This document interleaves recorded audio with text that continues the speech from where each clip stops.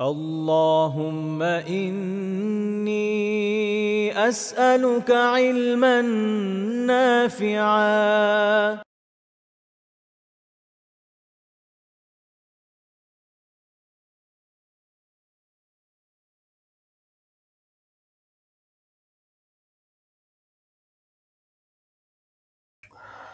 আসসালামু আলাইকুম রহমতুল্লাহি ওয়া বারাকাতুহু। আশা করি সবাই ভালো আছেন। সবাইকে স্বাগতম জানাচ্ছি আমাদের কবিরা গুনাহ বিষয়ক নিয়মিত দার্সে। গ্যাপে একটু দেখবেন যে সাউন্ডের কি অবস্থা,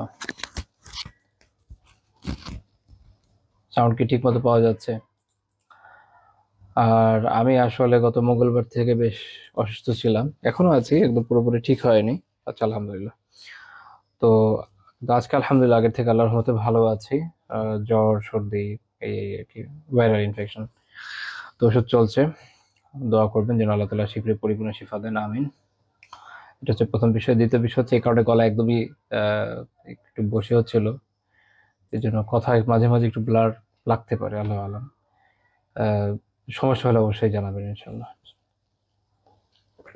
আলহামদুলিল্লাহ। তাহলে আমরা শুরু করে দিই, হ্যাঁ, ইনশাআল্লাহ তাআলা। জাযাকাল্লাহু খাইরান। ইন্নাল হামদুলিল্লাহ নাহমাদুহু ওয়া নাস্তাঈনুহু ওয়া নুসাল্লি আলা রাসূলিহিল কারীম ওয়া আলা আলিহি ওয়া সাহবিহি আজমাইন, আম্মা বাদ। আল্লাহ তাআলার অনেক শুকরিয়া যে আমরা আজকে আমাদের কবিরা গুনাহ বিষয়ক সম্পূর্ণ নতুন আরেকটি দর্স শুরু করতে যাচ্ছি। গত দিন আমরা যে বিষয়টি আলোচনা করেছিলাম শেখের কিতাব থেকে, সেটা হচ্ছে আপনাদের খেয়াল আছে হয়তো যে প্রথমে আলোচনা হয়েছিল আল্লাহ তাআলার রহমত থেকে নিরাশা, এটা নিয়ে, এবং এরপর আলোচনা হয়েছে ওয়াল আমনু মিন মাকরিল্লাহ, আল্লাহ তাআলার যে কৌশল সেটা থেকে নিজেকে নিরাপদ মনে করা যায়, এটা কবিরা গুনাহ, এটা নিয়ে আজকে আমরা এর পরের অধ্যায় নিয়ে আলোচনা করব। পরের অধ্যায়টা হচ্ছে বাবু যিকরি ইযওয়ানি বিল্লাহ, আল্লাহ তাআলার ব্যাপারে কুধারণা পোষণ, আল্লাহ তাআলার ব্যাপারে কুধারণা পোষণ বিষয়ক অধ্যায়। অর্থাৎ আল্লাহ তাআলার ব্যাপারে কুধারণা পোষণ, এটি একটি কবিরা গুনাহ। এটা নিয়ে আমরা আজকে আলোচনা করব। এখন এটাও বোঝা দরকার যে আল্লাহ তাআলার ব্যাপারে কুধারণা বলতে আসলে কি বোঝায়। কারণ কথাটা শুনতে অনেক সময় আমরা হয় কি যে একটা শব্দ যখন শুনি আমাদের মনে হয় আচ্ছা এটা তো আমরা বুঝি, কিন্তু যখন আপনি ওই শব্দটার গভীরে যাবেন বা যারা এই বিষয়ের অভিজ্ঞ তারা এটার কি ব্যাখ্যা দিচ্ছে ওটা শুনবেন, তখন মনে হবে আচ্ছা এটা তো তাহলে আমরা আসলে বুঝি নাই। এটা বেশ কিছু মজার মজার বিষয় আছে। ফর এক্সাম্পল, আমার এখন পুরোপুরি খেয়াল নেই, যদি আমার ভুল হয়ে যেতে পারে, অনেক বছর আগে পড়েছিলাম ম্যানেজমেন্টে যে আপনার সংগঠন বলে একটা বিষয় বলা হয়, আমাদের শুনতে যেরকম লাগছে ওটা তাদের তাদের যে সংজ্ঞায়ন ওটা একটু ডিফারেন্ট। তো এই জন্য আমাদের এটা বোঝা দরকার যে আসলে আল্লাহ তাআলার ব্যাপারে উদাহরণ দিয়ে আসলে কি বোঝায়। প্রথমে আমরা এটা দিয়ে শুরু করবো, তারপর গ্র্যাজুয়ালি ইনশাআল্লাহ তাআলা পুরো অধ্যায়টা বোঝার চেষ্টা করবো। আল্লাহ তাআলা তৌফিক দান করেন, আমিন। প্রথমে আসেন এটা বুঝি, যেখানে দুইটা শব্দ সুউজ্জন, এটা হলো মূল কথা, যে কুধারণা। আমরা বাংলায় বলি যে কুধারণা করা, কারণ অমুকের ব্যাপারে কুধারণা, তমুকের ব্যাপারে কুধারণা। কুধারণা একটা বিশাল রোগ, কুধারণা একটা বিশাল রোগ, এবং এই রোগের এই রোগ যদি কোনো প্রতিযোগিতার বিষয় হইতো এবং এই প্রতিযোগিতার জন্য ট্রফি দেওয়া যেত, তাহলে নিশ্চিত আমরা জাতি হিসাবে অনেকগুলো ট্রফি নিয়ে আসতে পারতাম। একদম ফার্স্ট প্রাইজ আমাদের থাকলে আমার নিজের থেকে একটু কনফিউশন নাই। আল্লাহ মাফ করেন, আমিন। খুবই প্যাথেটিক, কিন্তু এটা বাস্তব, খুবই বাস্তব। এটা হচ্ছে আমরা কুধারণা করতে অত্যন্ত এক্সপার্ট, সবাই সবাই। এবং এই কুধারণা আসলে উলামা যখন আলোচনা করেছেন যে কুধারণা ওজনের আকসাম, প্রকারভেদ কি পরিমাণ, কি কি প্রকার আছে, আলেমরা বিভিন্ন বিষয়ে আলোচনা করেছেন। বিষয়টা শুধুমাত্র আমরা এই একটা জিনিস নিয়ে যদি আজকে আলোচনা করছি, এটার সাথে রিলেটেড আরেকটা বিষয় আমি দার্সের মধ্যে ইনশাআল্লাহ তাআলা বলে দিব। সেটা ছাড়াও আরো বহু জায়গা আছে যেখানে মানুষ আসলে কুধারণা করে। ওভারঅল কুধারণা একটা মানসিক সমস্যা। মানে কুধারণা কখনো কখনো জরুরি, এমনকি কখনো কখনো এটা তো ভালো ওয়াজিব পর্যায়ে পর্যন্ত যায়। সেটা আমরা যদি খেয়াল থাকে আমি বলবো ইনশাআল্লাহ। কিন্তু এটা হলো যেটা জরুরি। মানুষের যদি কুধারণা না থাকে তাহলে মানুষ অনেক সমস্যা থেকে বাঁচতে পারবে না। যেমন এখনকার সময়ের প্রেক্ষাপট নিয়ে যদি বলি, যে আপনি ধরেন কোনো একটা রিক্সায় উঠেছেন, আপনি আপনার পরিচিত পথ দিয়ে যাচ্ছেন, হঠাৎ করে রিক্সাওয়ালা একটা গলিতে ঢুকিয়ে দিল, গভীর রাত, বাজে 10টা 11টা। তো আপনার সুধারণার চোটে আপনি মনে করতে পারেন যে আচ্ছা সে হয়তো শর্টকাটে যাচ্ছে, কিন্তু ঘটনা এটাও তো হতে পারে যে সে আসলে আপনাকে লুট করার জন্য ওখান দিয়ে নিয়ে যাচ্ছে, হয় না? এখন তো হয়, এটা আপনারা জানেনই। এখন এরকম জায়গায় আপনার কুধারণা শুধু দরকার না, এটা ওয়াজিব পর্যায়ের ব্যাপার। এটা যদি না করেন তাহলে নিজেকে সেভ করা কিন্তু টাফ। তো এই জন্য খেয়াল রাখা দরকার। তার মানে কুধারণা মানেই খারাপ এরকম না। আমরা যেটা নিয়ে আসলে আলোচনা করতে যাচ্ছি ওই কুধারণা যেটা খারাপ, যেটা খারাপ। এবং ওই কুধারণাতেও আমরা খুব কম না, ওই কুধারণায় আমরা অনেক দূর এগিয়ে গেছি। তো যেটা হলো একটা রোগের মতো, যেটা একটা অপরাধ, সেটা থেকে আমাদের বাঁচতে হবে। আর যে জিনিসটা দরকার, যেটা আমাদের বেঁচে থাকার জন্য জরুরি, ওটাকে আমাদের ইউটিলাইজ করতে হবে, এটা বোঝা জরুরি। যেমন রাগ, যেমন ক্ষোভ, যেমন ক্রোধ, এটা মানুষের জীবনের জন্য দরকার। এটা যদি না থাকে, আপনার মধ্যে গায়রত থাকবে না, দিনই গায়রত থাকবে না, আপনি ইসলামকে রক্ষা করার জন্য কোনো চেষ্টাই করবেন না। আল্লাহ আযজা ওয়া জাল্লা, রাসূলুল্লাহ সাল্লাল্লাহু আলাইহি ওয়াসাল্লাম, খোদ ইসলাম, এগুলো নিয়ে মানুষ উল্টাপাল্টা কথা বলবে, আপনার মধ্যে কোনো ফিলিংসই আসবে না। আপনি আপনার মধ্যে আছেন, মাশাআল্লাহ, ৫ ওয়াক্ত নামাজ পড়তেছেন, বহুত নেক কাজ করতেছেন, কিন্তু ভিতরে ইমানি জজবা এমনভাবে নষ্ট হয়ে গেছে যে, যেটা খোদ ইমানের দাবিকে নাকচ করে দেয়, এরপর দিয়ে চলে গেছে, আপনার কোনো খেয়াল নেই। আপনার বাসা থেকে কেউ কিছু লুটপাট করে নিয়ে যাচ্ছে, পরিবারের ক্ষতি করছে, আপনি তো আটকাতে পারবেন না। কেন? কারণ আপনাদের রাগ, ক্রোধ, ক্ষোভ এগুলো নাই। এগুলো এত গুরুত্বপূর্ণ বিষয়, যেগুলো যদি না থাকে, মানুষ অনেক ক্ষেত্রে একদম অপদার্থের থেকেও নিচে পরিণত হবে আসলে। সেটা হচ্ছে আপনার অনস্তিত্বের দিকে চলে যাবে। অনস্তিত্বের মধ্যে কি, একজন মানুষ সমাজে আছে, তার কোনো ইম্প্যাক্ট নাই, তার কোনো, যেহেতু রাগ, ক্ষোভ, ক্রোধ কোনো কিছু নাই, যে কোনো জায়গায় কোনো ইম্প্যাক্ট তো রাখতে পারবে না। সে আছে তার মতো, সে যে একটা অফিসে কাজ করে, ওটার কারো খেয়াল থাকবে না, ফর এক্সাম্পল। কারণ তাকে যে অবস্থায় রাখেন না কেন, তার তো মাথা ব্যথাই নেই, তার তো কোনো কিছুতেই মাথা ব্যথা নেই। হ্যাঁ, তো অ্যাজ এ রেজাল্ট কোম্পানিও তার কোনো মাথা ব্যথা থাকবে না, পরিবারে কেউ তাকে পছন্দ করবে না, এরকম সমস্যাগুলো হয়। তো তার মানে এই বিষয়গুলো মানুষের ব্যক্তি জীবনে দরকার। আবার এইটাই যদি আপনি রংলি ইউজ করেন, তাহলে এটা ইউটিলাইজেশন হবে না, মিস ইউজ হবে। সেটা হবে এরকম যে, আপনি হয়তো স্ত্রীর সাথে হয়তো রাগ করছেন, কর্মচারীদের সাথে করছেন, পরিচিত যে কারোর সাথে করছেন, কাউকে উপর এই কারণে আপনি জুলুম করলেন, যেটা অনেক সময় ক্ষমতাসীন লোকজন, নেতা, পুলিশ এরা করে। তো তাহলে ওই জিনিসটা রিসোর্স যেটা আল্লাহ তাআলা আমাদের মধ্যে দিয়েছেন, এটা দরকার। কিন্তু এটাকে যখন আপনি অজায়গায় কাজে লাগবেন, দ্যাটস ব্যাড। তখন এটা আপনার জন্য ক্ষতিকর, সমাজের জন্য ক্ষতিকর, সবার জন্য ক্ষতিকর। তাহলে আমরা মূল বিষয়টা আগে বুঝি। তাহলে সুউজ্জ্বল বা কুধারণা জিনিসটা সব ক্ষেত্রে খারাপ এরকম না, বাট আমরা আলোচনা করছি সেটা নিয়ে যেটা খারাপ। এটা হলো পয়েন্ট। আচ্ছা, এটা আমি বললাম এই জন্য যে অনেকে মনে করেন কুধারণা মাত্রই খারাপ, এমন না। কুধারণা মাত্রই খারাপ না, আলহামদুলিল্লাহ। কারণ কখনো কখনো এটা ইমান এবং জীবনকে রক্ষা করে। আচ্ছা, তো তো আমি যেটা বলছিলাম শুরুতে, যে এটা হলো দুইটা শব্দ নিয়ে একটা জোর, সুউজ্জ্বল। সুউজ্জ্বল, সু মানে হচ্ছে, যেটা হচ্ছে খারাপ বোঝায়। আবিধানিকভাবে এটার অর্থ হচ্ছে খারাপ। এমনিতে যারা অভিধানবেত্তা, ওনারা আলোচনা করতে গিয়ে বলছেন যেটা হচ্ছে আল ইসমুল জামে। এটা একটা ব্যাপক অর্থবোধক শব্দ, যেটার মধ্যে বিভিন্ন ধরনের আপদ, রোগ, ব্যাধি, এগুলো থেকে নিয়ে গুনাহ, পাপাচার, তারপর বিভিন্ন মুনকার কাজকর্ম, এগুলো সবকিছুই এর ভিতরে ঢুকে যায়। তো তাহলে মন্দের ভিতর যত রকমের মন্দ হয়, আসলে মানুষের অসুস্থতা কখনো কখনো মন্দ হয়, সবসময় মন্দ না, বাট কখনো কখনো মন্দ। তারপরে আহ মানুষ যে সকল অপকর্মে লিপ্ত, এগুলো তো অবশ্যই মন্দ। তারপরে হচ্ছে যে ধরনের আপদের মধ্যে মানুষ পড়ে, এগুলো অনেক ক্ষেত্রে মন্দ হয়, এগুলো হচ্ছে সু। আর জন হচ্ছে ধারণা। জন, এটা হচ্ছে আপনাদের মনে রাখতে হবে, স্বাভাবিকভাবে যখন বলা যায় জন, সেই জন না, কোনো কিছু নিয়ে যখন কেউ ধারণা করে, আর বলছে ধারণা, ধারণা তার মানে হচ্ছে আলিমাহু বিগয়রি ইয়াকিন, অর্থাৎ ইয়াকিন বা দৃঢ় প্রত্যয় ব্যতীত সে এটা জানে। অর্থাৎ একদম দৃঢ় প্রত্যয়ের সাথে জানে না যে এটা এরকমই। হ্যাঁ, যেমন যে কোনো বিষয়ে আপনি একটু ধারণা করতে পারেন, যে কোনো বিষয়ে যেটা নিয়ে আপনার একদম দৃঢ় প্রত্যয় নাই। যেমন আপনি যে এক্সামটা দিয়ে আসছেন, আপনার মনে হতে পারে যে এই এক্সামে আপনি যে এরকম অ্যান্সার করে আসছেন, আশা করা যায় আপনি মনে করতেছেন যে আমি এটা এই এতগুলো, আমি ধরেন এমসিকিউ এক্সামে আপনি ধরে নিয়েছেন যে আমি যেভাবে দাগিয়ে এসেছি, আমার যতটা খেয়াল আছে, এগুলো ঠিক আছে, আমি সব মিলিয়ে হিসাব করে দেখলাম যে না, এটা আমি 75 পাবো। এটা আপনার একটা জন, এটা ইয়াকিন নাই। কারণ এটা ইয়াকিন তখন হবে যখন আপনার কাছে অ্যান্সার শিটটা আসবে, আসার পরে বা রেজাল্টটা পাবলিশ হওয়ার পরে, তখন আপনি দেখলেন না আপনি 75ই পেয়েছেন, তাহলে এটা হচ্ছে ইয়াকিন। আবার হইতেও পারে 60 পেয়ে গেলেন, হতে পারে 50ও পেতে পারেন, আবার আপনার ধারণার বিপরীত হয়ে 80ও পেতে পারেন। তো মূল কথা হচ্ছে যে যখন আপনি একদম চাক্ষুষ একটা জিনিস দেখছেন বা অন্য কোনোভাবে দৃঢ় প্রত্যয় জন্মাচ্ছে, এটা ইয়াকিন। যেমন আমরা চাক্ষুষ একদম চোখে নিজে সরাসরি উপস্থিত হয়ে, আমি কখনোই লন্ডন দেখি নাই, বাট তার মানে এই না যে দুনিয়াতে লন্ডন নাই। আমার কাছে এটার এত দিক থেকে তথ্য আসছে, এত মানুষ বলছে, নেটে লেখা আছে, ওখানে ভিডিও পাওয়া যায়, সবকিছু মিলে এই বিষয়ে ইয়াকিন আছে যে আসলে লন্ডন বলে একটা শহর দুনিয়াতে আছে। তো তার মানে হলো বিভিন্নভাবে তথ্য পাওয়ার পর যখন আমাদের দৃঢ় প্রত্যয় হয়, এটা হলো ইয়াকিন। আর যখন এটা হচ্ছে না, এটা বেসিক্যালি ওটা হচ্ছে ধারণা। আমি মনে করছি যে এটা এরকম হবে, প্রবল ধারণা হয়, আবার কখনো একটু দুর্বল ধারণাও হয়। যাক, এটা নিয়ে আর ইনডেপথ আলোচনার দরকার নেই, আপাতত এটুকুই বুঝি। তাহলে এটা হচ্ছে জন, এটা হচ্ছে ধারণা। তো তাহলে আমরা যখন বলছি যে সুউজন বা কুধারণা, তাহলে এখানে কিন্তু অর্থটা এর মধ্যে লুক্কায়িত। সেটা কি? সেটা হচ্ছে আপনার কাছে ইয়াকিন কিন্তু নাই। অর্থাৎ কারো বিষয়ে কোনো বিষয়ে আমরা ধারণা করছি, এটা কিন্তু ইয়াকিন বা দৃঢ় প্রত্যয়ের বিষয় না। যেমন যে উদাহরণটা তখন দিচ্ছিলাম, খেয়াল আছে? ওই প্রসঙ্গে যদি একটু আসি, যে রিক্সা নিয়ে যাচ্ছে রিক্সাওয়ালা, এটা 50-50 চান্স আপনাকে ঝামেলাও ফেলতে পারে, আবার আসলেই শর্টকাট নিয়ে রাস্তাকে সহজ করতে পারে, হু নোস। তাহলে 50-50 চান্স, এখানে কোনো ইয়াকিন নেই। আপনি যখন একদম ঠিক শর্টকাট দিয়ে পার হয়ে বাসায় পৌঁছে যাবেন, তখন বুঝবেন যে ইয়াকিনি ভাবে আপনি বুঝলেন যে পৌঁছে গেছে, ঠিক আছে, তাহলে তার তার উদ্দেশ্য এটা শর্টকাটে যাওয়া। আর যদি রাস্তার মধ্যে ঝামেলায় পড়ে যান, আল্লাহ তাআলা আমাকে আপনাকে আমাদের সবাইকে হেফাজত করেন, আমিন, তো তাহলে তখন বুঝবেন যে এটা হলো ইস্যু। তো তার মানে জন একদম আপনাকে দৃঢ় প্রত্যয় দিচ্ছে না, একটা ধারণা মাত্র। তো সুউজন সম্পর্কে ওলামা বিভিন্ন জায়গায় অনেক কথা বলেছেন।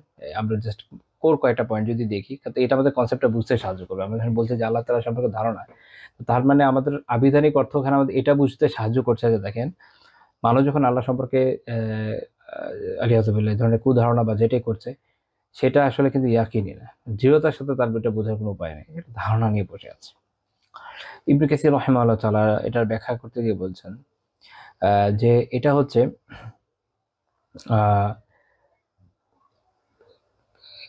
পরিবারের লোকজন, যারা নিকটবর্তী লোকজন আছে, এই ধরনের যত মানুষ আছে, তারা যারা উপযুক্ত নয় এই কাজের বলতে যে অপবাদ, তার উপর কোনো অপবাদ, ওই ধরনের লোকদেরকে অপবাদ দেওয়া বা খেয়ানতের অভিযোগ তাদের উপর আরোপ করা, যদিও তারা আসলে এটার উপযুক্ত নয়। তাহলে মানে আসলে তারা এটা ফি গায়রি মাহাল্লিহা, মানে অ্যাকচুয়ালি এরা এই অপবাদ পাওয়ার মতো মানুষ না, বা অ্যাকচুয়ালি এরা এরকম খেয়ানতের অভিযুক্ত হওয়ার মতো মানুষ না, কিন্তু যখন তাদের ব্যাপারে এই ধরনের চিন্তা মানুষ করছে, সেটা হচ্ছে সুউজন। এটা হচ্ছে মানুষের ক্ষেত্রে, আমরা এটা শাব্দিকভাবে জিনিসটা বোঝার চেষ্টা করছি। তো উনি বলছে যে এটা লিল লিল আহল ওয়াল আকারিব ওয়ান নাস, পরিবারের লোক, যারা নিকটবর্তী লোক, অন্যান্য মানুষ, সবার ক্ষেত্রে উনি এটা প্রযোজ্য দেখিয়েছেন। তার মানে হলো যে আমরা যখন অনেক ক্ষেত্রে দেখবেন যে অনেক ধরনের ধারণা মানুষ করি আমরা বিভিন্ন জনের ব্যাপারে, এবং এগুলো কখনো কখনো অপবাদ পর্যায়ে চলে যায়। যে অমুকের বিষয়ে আমরা যদি মানুষের কথা বলি, ফেসবুকের কথা আসেন না, অনলাইনে যে অবস্থা, কারো একটা পোস্ট দেখলেন আপনি, তার আগের সে যে বেচারা 100টা পোস্ট মনে করেন এটা বিপরীত লিখেছে, কোনো খবর নাই, ওটা দেখে একদম ঝাঁপায় পড়ে মানুষ, কমেন্টের মধ্যে এই বলছে সেই বলছে, আরে গোষ্ঠী উদ্ধার করে ফেলছে। হ্যাঁ, কখনো এর দালাল, কখনো তার এই। আপনি কিভাবে জানেন ভাই? আপনি তার সারা জীবনের কাজ দেখেছেন? ফর এক্সাম্পল একটা মজার কথা বলি, প্যাথেটিক হইতে পারতো, বাট আসলে এগুলো দেখতে এত বেশি দেখে ফেলছি যে এখন মানে কখনো কখনো এনজয় করা শুরু করি, যে কি অবস্থা, সুবহানাল্লাহ, মানুষ এমন কিভাবে হয়। ধরেন ফর এক্সাম্পল একজন মানুষ, যে কেউ একজন যে হচ্ছে টুইটারে যে লম্বা সময় জায়নিস্টদের বিরুদ্ধে ব্যাপক লেখালেখি করেছে, কিন্তু সে বেচারা কোন একটা বিষয় লিখলো যেটা আরেকজনের পছন্দ হলো না, এবং একজনের যে ওই দিনই মাত্র তাকে ফলো করা শুরু করেছে, তো সে এসে তাকে সরাসরি লিখে দিল জায়নিস্ট। চিন্তা চিন্তা করেন তো, তাহলে আগের বিষয়গুলো কিন্তু সে আসলে ভাবে দেখলো না। তো এটা হচ্ছে সুউজন, সুযোগ উদাহরণ। এবং এটা মনে রাখতে হবে, সুউজন হিসেবে একটা হারাম জিনিস। আমরা এটা ইনশাআল্লাহ পরে আরো একটু আলোচনা করব। আরেকটা ব্যাখ্যা, নাজরাতুন নাঈম একটা কিতাব আছে, আচ্ছা ইবনে কাসির রাহিমাহুল্লাহ এটা বলেছেন হচ্ছে তাফসীরুল কোরআনিল আযীম, ওনার যে তাফসীর ইবনে কাসির ওইটাই। নাজরাতুন নাঈম এই কিতাবটাতে সুউজন সম্পর্কে ওনার এখানে বলছেন যে এটা হচ্ছে এরকম যে মানুষের এই বিশ্বাস, সেটা হলো এইরকম যে ধরেন একটা বিষয়, হ্যাঁ, আমি আবিধানিক ব্যাখ্যায় শব্দে যাচ্ছি না, ওটা অনেক সময় অনেকের বুঝতে কষ্ট হয়ে যায়, আমি একটু ব্যাখ্যার দিকে দিয়ে যাই।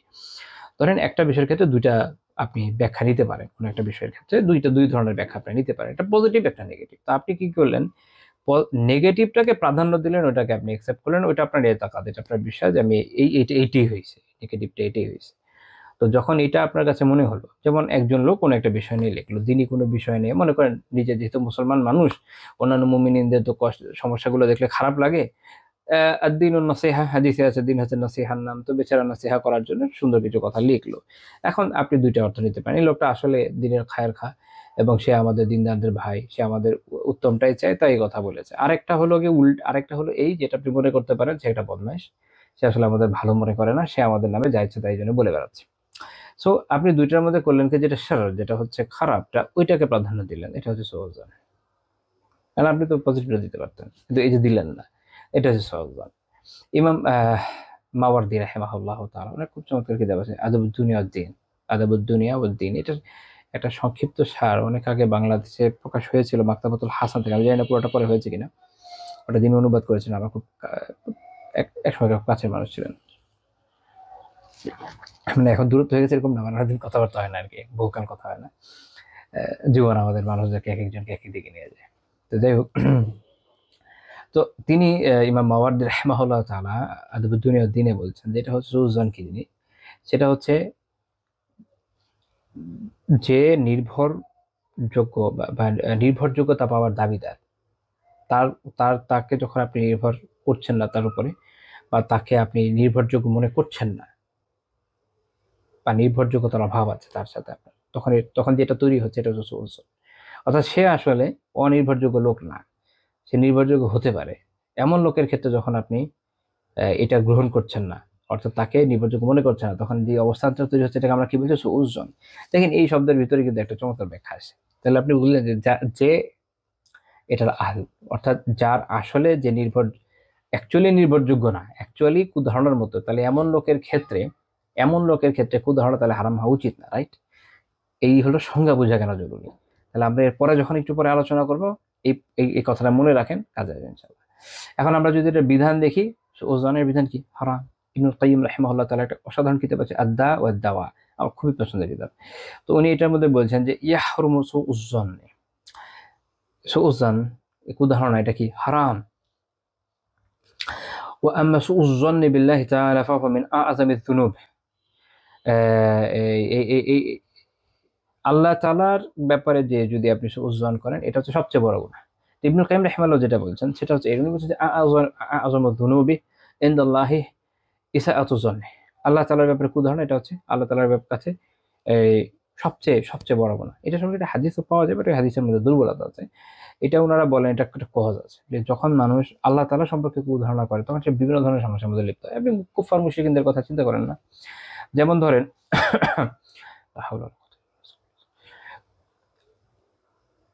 খ্রিস্টান যারা, তারা এরকম মনে করে নিয়েছে যে আল্লাহ তাআলা তো বান্দাদেরকে মাফ করতে সক্ষম, আলিয়াযুবিল্লাহ, মনে হয় না। কারণ যদি সেটাই হয় তাহলে তার কেন এরকম করতে হবে যে নিজের, যেটা তারা মনে করে যে নিজের পুত্র, তাকে আবার স্যাক্রিফাইস করতে হবে বান্দাদেরকে মাফ করতে চাইলে মাফ করা যায়, আল্লাহ তাআলাকে খেতে হবে। এই সুজন উদাহরণ আল্লাহ তাআলার ব্যাপারে, এবং এটা খুব ব্যাপক কথা, সুজন একটা খুব ব্যাপক কথা। এটা আসলে একটা দুইটা পয়েন্টের মধ্যে না, আমরা ইনশাআল্লাহ তাআলার সামনে আলোচনা করব। ইমাম গাজ্জালী রাহিমাহুল্লাহ তাআলা, আচ্ছা এখানে একটা বিষয়, ইমাম হাইথামি, ইবনে হাজার হাইথামি আল মাক্কি রাহিমাহুল্লাহ তাআলা, ওনার কিতাব আয-যাওয়াজির, আপনাদের খেয়াল আছে একদম শুরুতে আলোচনা করেছিলাম, আয-যাওয়াজির একটা কিতাব, ইবনে হাজার হাইথামি আল মাক্কি রাহিমাহুল্লাহ তাআলা এটা লিখেছেন কবিরা গুনাহ নিয়ে।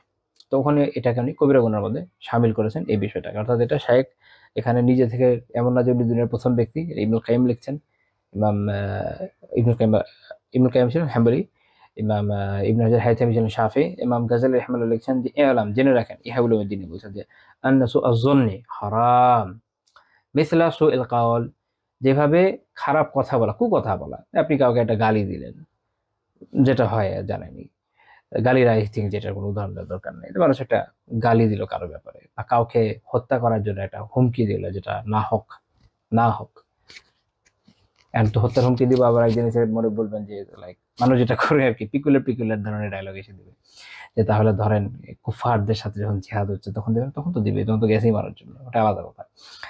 এমনিতে যেগুলো স্বাভাবিকভাবে বৈধ না, তো কাউকে আপনি একটা কথা বললেন, এটা যেভাবে হারাম, তেমনি কারোর ব্যাপারে কুধারণা করাটাও কি হারাম, ইমাম গাজ্জালী রাহিমাহুল্লাহ বলছেন। এখন আসেন, খেয়াল আছে একটু আগে একটা কথা বলেছি সংজ্ঞা বোঝাতে গিয়ে, যে তার মানে যে এটার উপযুক্ত, তাহলে সে কিন্তু সংজ্ঞার বাইরে চলে গেল। খেয়াল আছে সংজ্ঞায় বলেছিলাম, শেখ ইবনে উসাইমিন রাহিমাহুল্লাহ তাআলা থেকে আমি কোট করছি, ওনার কিতাব শারহুল মুমতি, এটা জাদুল মুস্তাকনির একটা ব্যাখ্যা, খুব চমৎকার কিতাব। তো এখানে শেখ বলছেন যে ইয়াহরুমু সুউয-যন্নি মুসলিমের ব্যাপারে উদাহরণ করা হারাম। কার ব্যাপারে? স্পেসিফিকলি খেয়াল রাখতে হবে, কার ব্যাপারে? মুসলিমদের ব্যাপারে। ওয়া আম্মাল কাফিরু ফালা ইয়াহরুমু সুউয-যন্নি ফিহি, কাফিরের বিষয়ে উদাহরণ করা এটা হারাম না, কাফেরের ব্যাপারে উদাহরণ করা হারাম না, লিআন্নাহু আহলুন লিযালিক, আর সেটার সেটার উপযুক্ত, এটা খেয়াল রাখতে হবে। এটা কুফারদের সাথে আমাদের এই মাসালা, এগুলো খাস মুসলিমদের জন্য। কিছু কিছু এমন বিষয় আছে যেটা মুসলিমদের জন্য খাস, মুসলিমরা হচ্ছে দুনিয়ার সবাইকে দেওয়া শুরু করেছে, সবার জন্য না, এটা মুসলিমদের সাথে খাস। মুসলিম তার তার আল্লাহ তাআলা তার জান মাল সম্পদ, তার ইজ্জত, তার এই বিষয়গুলোকে আল্লাহ তাআলা এগুলোকে মর্যাদা দিয়েছেন কালিমার বিনিময়ে। কালিমা পাঠের মাধ্যমে একজন মুসলিম তার নিজের জান মাল সম্পদকে হারাম করে নিয়েছে। অন্যদিকে যে এটা পাঠ করে নাই তার বেসিক্যাল হুকুম হচ্ছে ওটার হালাল হয়ে যাওয়া। এখন তার মানে এইটা না যে আমরা যে কোনো কুফারকে ধরবার বলবো আসো তোমাকে মারি এবং সম্পদ নিয়ে যাই, এরকম না। মানে বেসিক হুকুম হচ্ছে হালাল হওয়া, মানে এরকম না সবসময় এটা করতে হয়। এটা হচ্ছে এটা বোঝানোর জন্য যে অ্যাকচুয়ালি তার এটার কোনো হুরমত নাই, এটার কোনো আলাদা কোনো বাণিজ্য সম্মান নাই। আল্লাহ তাআলা যিনি কুল কায়নাতকে সৃষ্টি করেছেন তাকে অবিশ্বাস করার মাধ্যমে, ইসলামকে কবুল না করার মাধ্যমে সে আসলে আমাদের দেশে বলেন রাষ্ট্রদ্রোহের অপরাধের সাজা কি মৃত্যুদণ্ড, ওইরকমই আল্লাহ তাআলার যে দ্রোহ এটার মাধ্যমে সে আসলে তার নিজের জানমাল সম্পদ ইজ্জত ছবি আসলে হালাল করে বসে আছে। এখন এটা একটা সিচুয়েশনের উপর বেস করে যে কখন এটাকে আসলে নেওয়া যায়, নেওয়া সবসময় যায় না, অহেতুক নেওয়া যাবে না, হুট করে একটা ওইটা নিয়ে ফেলবে এরকম না। অনেকে এটা বুঝতে ভুল করে, আমি এর আগে কোনো একটা দর্শে বলেছিলাম এটার এই যে এরকম প্যাসেজগুলো ভুল বোঝার কারণে মানুষ অনেক সময় অনেক ধরনের প্রান্তিকতার শিকার হয়। যেটা এই হালালটা কখন অ্যাক্টিভ হবে, কখন নেওয়া যায়, সেটা হচ্ছে যখন যুদ্ধের ময়দানে থাকবে, অন্য সময় না। আর এটার মধ্যে দুই একটা বিষয় আছে যেটা সবসময় কোনো না কোনো ফর্মে অ্যাক্টিভ থাকে। তার মধ্যে একটা হচ্ছে এরকম যে মানুষ এই যে কুধারণার বিষয়, কুফফারদের ব্যাপারে আকবার এসে ধারণা রাখার দরকার নেই। এই যে মানুষ সুধারণা শুরু করে, কখনো দেখবেন যে বুঝ যাওয়ার পর ওবামা আসার পরে দেখে মানুষের যে সে কি হুজ্জত হাঙ্গামা খুশিতে, ব্ল্যাক প্রেসিডেন্ট, আফ্রিকান, আবার মুসলমান থেকে মোরতাদ, লা হাওলা ওয়ালা কুওয়াতা ইল্লা বিল্লাহ, এর ব্যাপারে কিভাবে সুধারণা রাখে। তারপর সে কি করেছে, দুইটা দেশকে তাবাহ করে দিয়েছে, মানুষ মেরে উড়িয়ে শেষ করে দিয়েছে। এদের ব্যাপারে কিছু সুধারণা, এদের ব্যাপারে কোনো সুধারণা নেই। এদের ব্যাপারে বিল্ডিং হলো কুধারণা। আলহামদুলিল্লাহ, আমাদের হচ্ছে কি জানেন, আমরা হচ্ছে উল্টা পথে আছি। দুনিয়ার তাবৎ মুসলমানের ব্যাপারে আমাদের কুধারণার অভাব নাই, আর কুফাররা কেউ কিছু একটা ভালো কথা বললে সুধারণা আমরা গদগদ হয়ে যাই। এখানে আমাদের পটানো অনেক সহজ, সাইজ করা আরো সহজ। আল্লাহ তাআলা সুবোধ দেন, আমিন। তারপর উনি বলছেন যে এখানে একটা গুরুত্বপূর্ণ বিষয়, সেটা হচ্ছে যদি কারো ব্যাপারে এরকম জানা থাকে, মানে উরিফা বিল ফুসুকি ওয়াল ফুজুরি, ফিসকের ক্ষেত্রে এবং বিভিন্ন ধরনের কবিরা গুনাহ, এগুলোতে সে লিপ্ত, মানে সুস্পষ্ট ফাসিক, প্রকাশ্যভাবে সবার সামনে সবাই জানে। দেখা গেল যে সে হয়তো কোনো ধরেন কোনো একজন সন্ত্রাসী, সবাই জানে এলাকায় যে সে তার কাজই হইতেছে বিভিন্ন জায়গায় চাঁদাবাজি করা, মানুষ থেকে টাকা মেরে খাওয়া, মানুষকে খুন জখম করা, প্রকাশ্য লম্পট, সবাই জানে যে একটা লম্পট, এরকম যেরকম হয় আর কি। এইরকম প্রকাশ্য ফাসিক ফাজির যারা, এদের ব্যাপারে কোন ধারণায় কোনো সমস্যা নেই, সবাইভাবে সমস্যা নেই, আল্লাহ আহলুন লিতালিক, কারণ সে হচ্ছে এটার উপযুক্ত। বরং এদের ব্যাপারে যদি আপনি কুধারণা না রাখেন, তাহলে দেখা যাবে যে বিভিন্ন জায়গায় আপনি বিপদে পড়ে যেতে পারেন। আপনি জানেন যে, আমি একটা উদাহরণ দিই, কেউ জানে যে অমুক হচ্ছে এলাকার সুপরিচিত লম্পট, এখন সে কি তার কোনো কাজে, সে কি তার পরিবারের কোনো মেয়েকে এই লোকের দায়িত্ব দিতে পারে? না, প্রশ্ন ওঠে না, রাইট? একই রকম ভাবে আপনি জানেন যে অমুক হচ্ছে এরকম যে মানুষের সম্পদ লুটপাট করতে অভ্যস্ত, আপনি কি ডেকে যেচে পড়ে এনে তাকে নিজের কোম্পানির শেয়ার হোল্ডার বানাবেন বা নিজের সম্পদের ট্রাস্টি বানাবেন? অবশ্যই না। তার মানে আপনি এটা বিধান আমরা যদি নাও বলি, তারপর আপনি জানেন যে এই ধরনের লোকের ব্যাপারে ধারণাই করা লাগবে, নয়তো সম্পত্তি যান সবই খাওয়ানোর প্রয়োজন পড়তে পারে। তো অনেকে দেখবেন যে এ ধরনের লোকের ব্যাপারে কিছু বলতে গেলে মাশাআল্লাহ একদম বয়ান নিয়ে হাজির হয়ে যায়, না ধারণা করা যাবে না ট্রু। সেটা হচ্ছে যে মুমিন মুত্তাকি ব্যক্তি আছে যার ব্যাপারে আমরা জানি না কোনো খারাপের কথা, আমরা ইউজুয়ালি জানি না, ইউজুয়ালি আলহামদুলিল্লাহ তার অধিকাংশটা হচ্ছে খায়, অধিকাংশটা ভালো। আচ্ছা, এখন আমরা এটা বুঝলাম, তার মানে কি যে আমরা খুঁজে খুঁজে দেখবো কার ভিতর কি আছে না, সেটা এটা জায়েজ করে না, কারণ এটা হচ্ছে আপনার তাদের সুস বা মানুষের পিছনে গুপ্তচর বৃত্তির বিষয় একটা বিধান আসে, ওইটা শরীয়তে বৈধ না। কিছু এক্সেপশনাল কেস ছাড়া অধিকাংশ ক্ষেত্রে আপনার এই গোয়েন্দাগিরি বা গুপ্তচর বৃত্তি মানুষের পিছনে, এটা বৈধ না। তো কাজে ওইটা আমরা করবো না যে কারো কে ভিতরে, বাড়ির ভিতরে কি করছে, গোপনে কি করছে, অমুকের বাসায় কি হচ্ছে, ওই যে জানলা দিয়ে ফোঁটা দিয়ে দেখি, দরজা দিয়ে একটু কোণা দিয়ে দেখি, চাবির ফোঁটা দিয়ে দেখবো, বিভিন্ন ভাবে করে না মানুষ, বা দূর থেকে ক্যামেরা জুম ইন করে দেখে, এগুলো বৈধ না শরীয়তে, এগুলো হারাম, এটা করা যাবে না। প্রকাশ্য একদম সে এইভাবে চলে যে তার মধ্যে ফিস্ক ফুজুর এগুলো একদম সুস্পষ্ট, ওইরকম বদমাইশ কোনো নেতা, ওইরকম বদমাইশ কোনো লোক, বিভিন্ন ধরনের হয় আসলে, বদমাইশি তো সীমা নাই। তো এগুলো যখন আপনি দেখবেন, জানবেন যে হ্যাঁ সেই রকম, তখন তার ব্যাপারে ধারণা করেন, তার ব্যাপারে সতর্ক থাকেন যেন নিজে ক্ষতি থেকে বাঁচেন। কারণ শরিয়া যে বিধানগুলো দিয়েছে তা হিকমতপূর্ণ, প্রজ্ঞা রয়েছে এতে। কারণ এদের ব্যাপারে যদি কুধারণা না করেন, তাহলে আপনাকে সমস্যায় ফেলে দেবে। আপনি তখন কি করবেন, বলবেন না আমি তো দিন পালন করতে গিয়ে ভুল করে ফেলেছি, এরকম না। আলহামদুলিল্লাহ। অনেকে যেটা করে, এরকম জায়গাগুলোতে সুধারণা করে ঝামেলায় পড়ে এবং তখন বলে যে আমি তো এরকম খুব আহ, এবং তখন দেখা যায় যে সে মনে করে যে দিনের সমস্যা, দিনের কোনো সমস্যা নেই, আলহামদুলিল্লাহ দিন একদম পারফেক্ট। সমস্যা হচ্ছে এখানে যে দিন আমাদেরকে শিখিয়েছে এই সম্পর্কে আমরা অজ্ঞ। এই অজ্ঞতার কারণে আমরা ধরা খাই এবং ধরা খাওয়ার পর আমার মনে হয় যে আরে আমি দিনের কারণে এটা হলাম, এরকম না, এটা ভুল। অনেক মানুষ আছে, আমি একটু এই বিষয়ে একটু প্রাসঙ্গিক একটা কথা বলে নিই। দেখেন, আমি এখন পর্যন্ত অনেক ভাইদেরকে দেখেছি যারা যাদের ক্ষেত্রে আমি এরকম দেখেছি যে তাদের একটা বড় সমস্যা হচ্ছে যে তারা কোনো না কোনো প্রান্তিকতা বিভিন্ন সময় আক্রান্ত হয়ে যান। হতে পারে বাড়াবাড়ির দিকে চলে যান বা ছাড়াছাড়ির দিকে চলে যান, কোনো না কোনো প্রান্তিকতার দিকে চলে যান। আমি একটা কথা বলে রাখি, ফুকাহা মুহাদ্দিসিনদের যে পথ, এটা হচ্ছে আসলাম, এটা হচ্ছে নিরাপত্তম পথ। এই পথ খুব সতর্কতার সাথে অবলম্বন করা দরকার। ওনারা কি বলেছেন জেনে ওই অনুযায়ী আমল করা দরকার। তাহলে ইনশা আল্লাহ তাআলা দুনিয়া আখিরাতে কোথাও ঝামেলায় পড়বেন না। তো মানুষ যখন যেহেতু এটা ওভাবে বুঝে না, তার অনেক ক্ষেত্রে কি করে নিজের মতো বোঝার চেষ্টা করে, অমুক তমুক বক্তার পিছনে দৌড়ায়, মোটিভেশনাল বক্তা, আহ, কিছুটা বইপত্র পড়েছে এরকম, বা কোথাও কোনো কোনো ইসলামিক সিলেবাস হয়তো কমপ্লিট করেছে, সেটা 2-3 রকমের মাদ্রাসা বাংলাদেশে আছে এগুলা, বা ইসলামিক স্টাডিজ বা দেশের বাইরে বিভিন্ন 3-4 রকমের ইউনিভার্সিটি পদ্ধতি আছে, মালয়েশিয়ার, সৌদি আরবের, মিশরের, তুর্কির, যে কোনো একটা থেকে মনে করেন পড়ে আসছে, বা সিরিয়ার সেমিনারি, এনিওয়ার যেখান থেকে পড়ুক। কারণ আমি এটা বললাম এটা বোঝানোর জন্য যে সিস্টেম অনেকগুলো, একটা দুটো সিস্টেম নেই। এখান থেকে মনে করেন পড়ে আসছে আলহামদুলিল্লাহ। তো এরকম লোকজনকে তারা অনুসরণ করতেছেন, কিন্তু ওই যে প্রান্তিকতার বিষয়টাকে ওটাকে তারা খেয়াল রাখছে না যে না, এটা কিন্তু একটা প্রান্তিকতার দিকে আপনাকে নিয়ে যাচ্ছে। তো যখন মানুষ এই ধরনের প্রান্তিকতার দিকে যায় বা এদেরকে অন্ধভাবে ফলো করে বা নিজের খেয়াল খুশি অনুযায়ী দিন বোঝার চেষ্টা করে, তখন মানুষের সমস্যা যেটা হয় যে জীবনে কখনো কখনো যখন প্রবলেমে পড়ে, এদের তো আসলে ইমান আল্লাহ আলম কোনো না কোনো সেন্স হয়তো দুর্বলই থাকে, তখন তাদের মনে হয় যে না আমি তো আসলে এই এই জিনিসটাই মনে হয় খারাপ। কিন্তু আপনাকে আগে বুঝতে হবে যে বিষয়টাকে আসলে এরকম। আপনি কি পারফেক্টলি শিখেছেন? প্রথম কথা হচ্ছে আপনি যার থেকে নিচ্ছেন সেটা ঠিক ছিল, আপনি হয়তো ভুল ব্যক্তির থেকে নিয়েছেন, হয় স্বাভাবিক না, খুবই স্বাভাবিক। দ্বিতীয় এটা হতে পারে যে না ব্যক্তি শুধু ভুল ব্যক্তি না, ভুল মতবাদ থেকেও নিয়েছেন। ঘন ঘন ভালো ব্যক্তিও তো ভুল মতবাদ অনুসরণ করে, তাই না? সেটাও হতে পারে। আবার এমনও হতে পারে যে আপনি সবই ঠিক ছিল, বাট আপনি আসলে নিজে বেশি বুঝেছেন, আলিমদের থেকে বেশি বুঝেছেন। ওভারঅল যে দিন ইলম আছে ওটা ওইটা যেভাবে আসলে আপনাকে জানাচ্ছিল ওলামা, যেভাবে আপনি পাচ্ছিলেন তার থেকে কয়েক লাইন বেশি বুঝে গেছেন বা কম বুঝেছেন, এই কারণে আপনি সাফার করেছেন। এই জন্য সবার আগে নিজেকে প্রশ্ন করেন যে আপনার সকল মেথডটা ঠিক আছে কিনা, নলেজটা ঠিক আছে কিনা, নলেজ আর্নিং করার যে মেথড এটা ঠিক আছে কিনা, সেটা আপনার ফুলফিলমেন্ট ছিল কিনা, এটা আপনার অ্যাপ্লাই করাই ঠিক ছিল কিনা, নাকি আপনি নিজে ভুল করেছেন। এভাবে যে থরো প্রসেসে যখন আসবেন আপনি বুঝবেন যে ভুলটা কোথায়।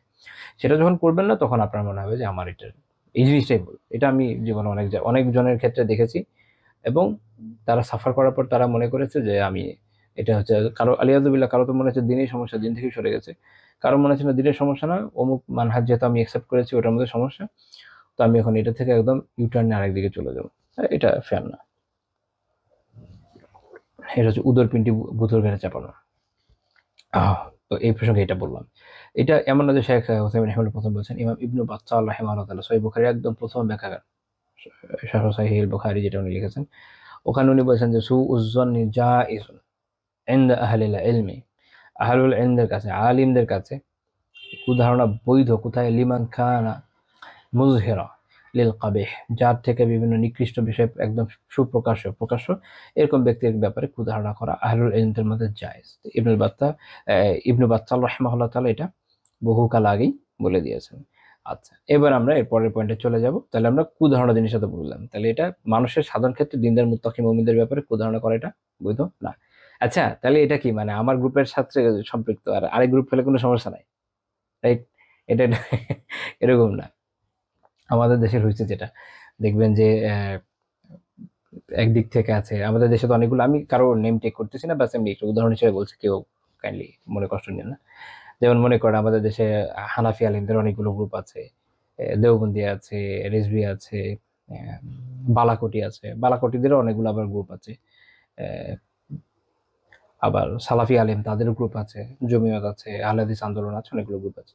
তো আমি যেটা বললাম যে এরকম একটা দুইটা গ্রুপ না, অনেকগুলো গ্রুপ, যারা এরা হচ্ছে ইসলামের মানে ইসলামের যারা মূল ধারার প্র্যাকটিস করতেছে, অর্থাৎ যারা হয় হানাফি ফিকের অথবা সালাফিয়াকে একসেপ্ট করে এগিয়ে যাচ্ছে। তো তাদেরও কিন্তু গ্রুপ একটা দুইটা না, ভিতরে অনেকগুলো সাব গ্রুপ আছে। তো আল্লাহর বান্দারা অনেক ক্ষেত্রে আমি এরকম বিভিন্ন সময় দেখি গ্রুপ অথবা গ্রুপেরও সাব গ্রুপ, তাদের একটা এক ধরনের মানে একটা কনজারভেটিভনেস থাকে। কনজারভেটিভনেস হচ্ছে এরকম যে কুধারণা আমরা আমার নিজের লোকের ক্ষেত্রে করবো না, বাকি দুনিয়া সবার ক্ষেত্রে করবো, এটা না, এটা শরীয়ত আমাদের শিখায় নাই। প্রত্যেক মুমিন মুত্তাকির ব্যাপারে আমাদের কুধারণা থেকে বাঁচা জরুরি, প্রত্যেকের। তা আমি কোনো একটা গ্রুপ করি বা সেটারও কোনো একটা সাব গ্রুপ করি, ও হবে, ওটা একটা নলেজের স্বাভাবিক বৈশিষ্ট্য, যে নলেজ যখন থাকবে এটা আপনাকে একটা গ্রুপ তৈরি এমনি করে দিবে। কারণ প্রত্যেকটা মানুষেরই একটা আলাদা আলাদা পারসেপশন থাকে, পারসেপশনের কারণে আপনি এক একবার এক একদিকে যাবেন, এটাই বাস্তবতা। আলাদা আলাদা গ্রুপ হবে, সাব গ্রুপ হবে, তার ভিতরে পিচকি গ্রুপ হবে, ন্যাচারাল। এটা এটা আসলে আপনি বন্ধ করতে পারবেন না, যেহেতু মানুষ, আমরা সবাই স্বাধীন, আল্লাহ তাআলা স্বাধীন মাইন্ড দিয়েছেন আমাদেরকে। যদি সবাই রোবোটিক হইতো তাহলে একটা প্রোগ্রাম করে দিতেন, সবাই একই রকম চলতো, সেটা তো পসিবল না। কিন্তু সমস্যা হচ্ছে যেটা, যে শরিয়ার আমাদের এখানে কিছু মানদণ্ড দিয়েছে, যে এটা যদি আমরা অনুসরণ করি তাহলে আমাদের মধ্যে ক্ল্যাশ হবে না, হেলদি আলাপ আলোচনা হবে, এর মাধ্যমে জ্ঞান সমৃদ্ধ হবে। মনে করেন যে আমাদের উলামারা যদি ইখতিলাফগুলো না করতেন, চার মাযহাবের আলিমরা যদি এত সুন্দর ইখতিলাফগুলো না করতেন, আমরা ইলমের এত বড় ঘাটি কই পেতাম? সুবহানাল্লাহ, এত এত চমৎকার ইলম পেয়েছি।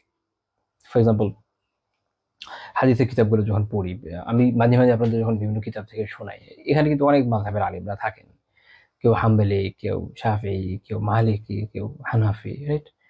এবং আলহামদুলিল্লাহ তাদের দ্বারা আমরা কত উপকৃত হয়েছি। ওই যদি এমন না থাকতো, এই ধরনের মত পার্থক্যটা না থাকতো, তাহলে তো এত বড় বড় ইলমি কারণ আমার প্রয়োজনই পড়তো না। যেমন সহিহ বুখারীর সবচেয়ে চমৎকার, সবচেয়ে অসাধারণ ব্যাখ্যা হচ্ছে ফাথুল বারী, এটার নাম আপনারা শুনে থাকবেন। ইবনে হাজার আসকালানী রহমতুল্লাহ লিখেছেন, উনি শাফিঈ ছিলেন। উনার সমসাময়িক ইমাম বদরুদ্দিন আইনি রাহিমাহুল্লাহ তাআলা, উনি ছিলেন হানাফি, উনি লিখলেন উমদাতুল কারি। তো এই যে উমদাতুল কারি উনি এটা লিখলেন, যেহেতু ইবনে হাজার রাহিমাহুল্লাহ তাআলা শাফি ফিকহ এর উসুল ও ফুরু অনুযায়ী সহিহ বুখারী ব্যাখ্যাটা করছেন, তো উনিও হানাফি ফিকহের ফুরু অনুযায়ী করলেন। সুবহানাল্লাহ। এর ফলে আমরা অসাধারণ দুইটা ব্যাখ্যা পেলাম, যেটা দ্বারা আমরা অনেক উপকৃত হই। এটা প্রত্যেক আহলুল ইলম আলহামদুলিল্লাহ জানেন। এই যে খায়ের, এটা উম্মাহ এর মাধ্যমে লাভ করেছে। ওনাদের মধ্যে কি ছিল? হেলদি কনভারসেশন ছিল, হেলদি ডিবেট ছিল, এটা উম্মার জন্য খায়ের আনে। আর যখন এটা হেলদি ডিবেট, হেলদি কনভারসেশন থেকে বের হয়ে গিয়ে দলাদলি, মারপিট, খুদাগাতি, কুধারণা এর মধ্যে চলে যায়, তখন বিষয়টা একটা আযাবে পরিণত হয়। একই জিনিস আপনি সঠিকভাবে ইউজ করবেন, ভালো হবে, বেঠিকভাবে ইউজ করবেন, খারাপ হবে। আর কারো মনে হতে পারে আলাদা আলাদা বড় বড় এরকম মাযহাবগুলোর কারণে না বিষয়টা, তাহলে একই মাযহাবের ভিতরে ফাইট হয় কেন? আবার বা সালাফি আলেমদের মধ্যে একই গ্রুপের মধ্যে ফাইট হয় কেন? এটা জ্ঞানের স্বাভাবিক গতি। আপনি যখন জ্ঞান অর্জন করবেন, একজন আপনার থেকে বেশি হবে বা কম হবে, সমান্তর হবে না। আসলে সমান হয় না, মাপা যায়? মাপা যায় না। একই ক্লাসে বসে আমরা মনে করেন 5 বছর, 10 বছর, 20 বছর বিভিন্ন জন পড়লাম, তাতে কি সবার সমান হবে? কেউ 2-4 পৃষ্ঠা পিছিয়ে পড়ছে বা কেউ তো কম পড়েই, কোনো সমান হয় না। কারো বেশি হয়, কারো কম হয়। আবার মানুষের আন্ডারস্ট্যান্ডিং ডিফারেন্ট হয়। একই একই একই কথা দেন, দেখেন কতজন কত রকমের ভিন্ন ভিন্ন অর্থ বের করছে। Very natural. এই ন্যাচারালিটি যখন আপনি মেনে নেবেন, আপনি সুখে থাকবেন, ভালো থাকবেন, দিন আপনার জন্য কল্যাণ বয়ে আনবে। যখন মেনে নেবেন না, বা দিন আপনাকে যে গাইডলাইনটা দিচ্ছে ওটাকে ফলো করবেন না, তখন ঝামেলা। এই ঝামেলা হচ্ছে এখানে। এমন নিজের দল ছাড়া বাকি সবার প্রতি কুধারণা রাখবো, নিজের কবিরা গুণের মধ্যে পড়ে থাকবো, কেমনে হবে? তা তো হবে না। আলহামদুলিল্লাহ। তো আল্লাহ তাআলা আমাদের বিষয়টা বোঝার তৌফিক দেন। আমিন। তো ইমাম হাইতামি রহমতুল্লাহ আলাইহি আল্লাহ তাআলার ব্যাপারে কুধারণা সম্পর্কে ওনার জাওয়াজির কিতাবে বলছেন, ও যাহির আয়দান, এটাও সুস্পষ্ট। এই ব্যক্তি লম্বা আলোচনা করছেন, তার এক পর্যায়ে বলছেন যে আন-নাসু আয-যন্নি আবলাগু মিনহুমা লিআন্নাহু ইয়াউস লিআন্নাহু ইয়াসুন ওয়া কুনুতুন। আপনাদের মনে আছে আমরা এর আগে আলোচনা করেছি যে হতাশা, নিরাশার বিষয়গুলো আল্লাহ তাআলার রহমত থেকে, আল্লাহ তাআলার অনুগ্রহ থেকে, তাই না? এই যে জায়গাগুলো আছে, উনি বলছেন যেগুলো তার থেকেও বেশি বেশি খতরনাক, তার চেয়ে বেশিও এটা রিচের থেকে উপরে, এর থেকেও খারাপ পর্যায়ে চলে যায় আল্লাহ তাআলা সম্পর্কে উদাহরণা। কারণ বেসিক্যালি হতাশা, নিরাশা এটাই আল্লাহ তাআলার ব্যাপারে কুধারণার এটারই একটা ফল, অথবা এটা একটা পার্ট আপনি বলতে পারেন। কুধারণা থেকে মানুষ এই পর্যায়ে যায়, একদম হতাশ হয়ে যায়, নিরাশ হয়ে যায়। এই জন্য এটা খুবই ক্ষতিকর। উনি বলছেন যে এটা অনেক ক্ষতিকর, ওগুলো থেকে ক্ষতিকর। এবং ইমাম মুনাবি রাহিমাহুল্লাহ তাআলা একটা হাদিস আমি বলেছিলাম যেটা মধ্যে একটু দুর্বলতা আছে এটা সম্বন্ধে, সেটা হচ্ছে আকবরুল কাবাইর সুউজ্জান্নি বিল্লাহ, সবচেয়ে বড় কবিরা গুনাহ হচ্ছে আল্লাহ তাআলা সম্পর্কে কুধারণা করা। এটা সনদে দুর্বলতা আছে, কিন্তু ইমাম মুনাবি রাহিমাহুল্লাহ তাআলা ফায়দুল কাদিরে একটা হাদিসের ব্যাখ্যা গ্রন্থ আছে, ওখানে উনি বলছেন যে ফাহু আকবরুল কাবাইর আল ইতিকাদিয়াহ বা'দাল কুফর, কুফরের পরে এটা হচ্ছে আকীদাগত সবচেয়ে বড় কবিরা গুনাহ। উনি এটার কবিরা গুনাহ, বড় কবিরা গুনাহ হিসাবে, কবিরা গুনাহ যে এটা আমরা অন্য আয়াত থেকে জানি, হাদিস থেকে জানি, মানে দলিল আমাদের আলাদা আছে। বাট এইটার উপর বেস করে উনি একটা মন্তব্য করেছেন যে আসলে এই জিনিসটা আল্লাহর ব্যাপারে কুধারণা রাখাটা, এটা আকীদাগত ক্ষেত্রে যে কবিরা গুনাহগুলো হয় সেই হিসেবে কুফরের পরে এটা সবচেয়ে বড়। এটা বাস্তব। মানুষ যখন আল্লাহ সম্পর্কে সুধারণা রাখতে ব্যর্থ হয় তখন সে বিভিন্ন ধরনের খতরনাক দিকে চলে যায় এবং একটা পর্যায়ে এটা মানুষকে কুফরের দিকে ধাবিত করে। দেখবেন যে অনেকে যারা মুরতাদ হয় তাদের অনেকে কখনো কখনো এরকমও হয় যে সে হয়তো ফ্যামিলিগত কোনো সমস্যায় আছে, বা তার যে ইকোনমিক্যাল সলভেন্সি সে আশা করে বা যে বেনিফিট সে আশা করে সেটা সে হয়তো পাচ্ছে না, বা বিভিন্ন ধরনের সমস্যায় পড়ে না মানুষ, জীবনে স্ট্রাগল করছে। তো এটার কারণে তার মনে হচ্ছে যে আমি মনে হয় এখান থেকে আর বেরোতে পারবো না, কেন হবো না। অথচ এক পর্যায়ে সে হতাশ নিরাশ হচ্ছে, কারণ হচ্ছে সে আল্লাহ সম্পর্কে কুধারণা করছে। তার মনে হচ্ছে আল্লাহ তাআলা আমাকে এই পর্যায়ে যেহেতু ফেলেছেন তা আমি বিশ্বাস করবো না। এটা কোনো কথা? কেউ এরকম আছে দেখবেন যে এরকম কথা বলে, আমি দেখেছি যে দেখ আল্লাহ তাআলা তাকদীর লিখেছেন, এই জন্য আমার আজকে এই অবস্থা, তো আমি আল্লাহ তাআলার ইবাদত করবো না, আল্লাহ তাআলাকে বিশ্বাস করবো না। আচ্ছা, আপনি তো তাকদীর বিশ্বাস করে বসেছেন, তাহলে আজীব ব্যাপার। তাহলে ওটা বিশ্বাস করে আপনি আল্লাহর খেলাফ গেলে কেমনে হলো? আপনি তো বিশ্বাস করে বসে আছেন যে আল্লাহ তাআলা লিখে দিয়েছেন। তো যদি তাই হয় তাহলে আর উদাহরণ রেখে লাভ কি? বা এটা করে করে নিজে যে বের হয়ে যাচ্ছে, কোথায় যাবেন? আল্লাহর সাম্রাজ্যে বেড়ে যেতে পারবেন? এখন না আল্লাহ তাআলা ছাড় দিয়ে রাখছেন, মরার পর কি হবে? ওই জন্য আমার খেয়াল নেই, বার্ট্রান্ড রাসেল একটা কথা বলেছিল, এক্সাক্ট খেয়াল নাই যে কোটেশনটা কিরকম, মানে আমি জাস্ট মিনিংটা বলি। ওটা ছিল এরকম যে স্বর্গে গোলাম হওয়ার চেয়ে নরকে বসে নরকে শয়তানের সাথে স্বাধীনতা উপভোগ তার কাছে বেশি পছন্দ, এরকম একটা কথা, তার একটা কোটেশন আছে। আমি অনেক আগে যেহেতু পড়েছি, হুবহু কোট করতে পারলাম না। তো এটা হচ্ছে তাদের বোঝার কমতি। আল্লাহ তাআলার আবদিয়াত বুঝতে পারে নাই, আল্লাহ তাআলা সবাইকে কুধারণা রেখেছে, এর ফলে এই ধরনের ভয়ানক জায়গায় সে চলে গেছে। সে বুঝতে পারছে না যে সে জাহান্নামে সে আবদি, সেখানেও সে মুক্ত না, সেখানেও আল্লাহ তাআলা আবদিয়াত থেকে মুক্ত না। বরং বান্দা উভয় ক্ষেত্রে বান্দা, জান্নাতে থাকলেও বান্দা, জাহান্নামে গেলেও বান্দা। জান্নাত আল্লাহর বান্দা, জাহান্নাম আল্লাহর বান্দা, একে তো বান্দা থাকছে আবার আরেক বান্দার ভিতরে। তো এই যে বান্দাত্ব, এটা বেরবে করতে স্কোপ আছে নাই, বরং তারও উচিত ছিল সুধারণা রাখা, আল্লাহ তাআলার বড়ত্ব মাহাত্ম্য বোঝা এবং জান্নাতে যাওয়ার প্রয়াস করা, বান্দার সর্বোচ্চ যেটা যাওয়ার জায়গা সেখানে যাওয়ার চেষ্টা করা সবচেয়ে উত্তম হবে। তো কুধারণা মানুষকে এভাবে কি করে, দিন থেকে বের করে দেয়, বিভিন্ন ধরনের কুফর শিরকে লিপ্ত করে। অনেকে বিভিন্ন ধরনের গুনার মধ্যে লিপ্ত হয়, তার মনে হয় আমি আর জীবনে ঠিক হতে পারবো না। তো যেহেতু ঠিক হইতেই পারবো না, তাহলে আরো খারাপ করি, কুধারণা, আল্লাহর ব্যাপারে কুধারণা। আল্লাহ চাইলে তো ঠিক করে দিতে পারেন, আল্লাহর কাছে দোয়া করেন, ট্রাই করেন, নিজে চেষ্টা করবেন এবং আল্লাহ তাআলার কাছে দোয়া করবেন, তাহলে দেখবেন যে ইনশাআল্লাহ কোনো না কোনো একটা ভালো কিছু হয়ে যাচ্ছে। তো তাহলে আল্লাহ তাআলার ব্যাপারে উদাহরণ সম্পর্কে আমরা কিছু বুঝলাম, বাট কনসেপ্ট হিসেবে যদি বোঝার চেষ্টা করি আসলে এটা কি কি জায়গায় প্রযোজ্য। ইমাম আব্দুর রউফ মুনাওয়ি রাহিমাহুল্লাহ তাআলা ওনার কিতাব হচ্ছে তাইসির বিশারহিল জামি আসগীর, উনি বলছেন যে, আমি একটু ব্যাখ্যা করি শব্দে শব্দে, যে উনি বলছেন যে আল্লাহ তাআলা সম্পর্কে উদাহরণ হচ্ছে এরকম যে, যেমন কেউ এরকম মনে করো যে আল্লাহ তাআলা যেন সব বিষয় আমাদের জন্য যথেষ্ট না। আসলে কি চাই আল্লাহ তাআলা সর্বক্ষেত্রে আমাদের জন্য যথেষ্ট নন কি? অবশ্যই যথেষ্ট। সব বিষয়, জীবনের যে কোনো খায়রের বিষয় আল্লাহ তাআলাই আমাদের জন্য যথেষ্ট। একটা মানুষ যে কোনো বিপদে পড়ি না কেন, আমাদের অসুস্থতা থাকলে কে শিফা দেয়? আল্লাহ তাআলা। আমাদের রিজিক কে দেন? আল্লাহ তাআলা। আমাদের জীবনের প্রশস্ততা কে আনয়ন করেন? আল্লাহ তাআলা। হেদায়েত কে দেন? আল্লাহ তাআলা। যা খায়ের আছে আল্লাহ তাআলার কাছ থেকে তো আসতেছে। তো আল্লাহ তাআলা কেন আমার জীবনের জন্য যথেষ্ট হবে না? এখন মানুষ হয়েছে কি জানেন? ছোট ছোট বিষয়গুলোতে আল্লাহ তাআলার উপর খুব আস্থা রাখে। খেয়াল করে দেখেন। আমি এমন অনেক মানুষ দেখেছি যারা মনে করেন রিজিকের এই সেন্সটা, যে টাকা পয়সার বিষয়ে, জব হওয়ার বিষয়ে, ব্যবসা ভালো চলার বিষয়ে খুব আল্লাহর ভরসা। মাশাআল্লাহ। এখন এত ভরসা থাকার পরও ছেলেকে নামাজ পড়তে দিতে রাজি হয় না ৫ ওয়াক্ত, বা দাড়ি রাখতে দিতে রাজি হয় না, কেন? ভালো পাত্রী পাবে না। ভালো পাত্রী পাবে না?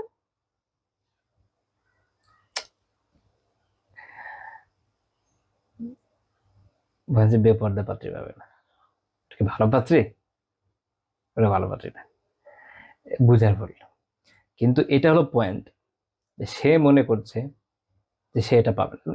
আচ্ছা, বিয়ে তো রিজিক নাকি? এত রিজিক, তো তাহলে টাকা এসব বিষয়ের ক্ষেত্রে ভরসা করতে পারছে আল্লাহর উপর, কিন্তু এই ক্ষেত্রে পারছেন না। তার মানে হচ্ছে আল্লাহ তাআলাকে সে তার প্রত্যেক বিষয়ে যথেষ্ট মনে করছে না, রাইট? এই হচ্ছে কবিরা গুনাহ।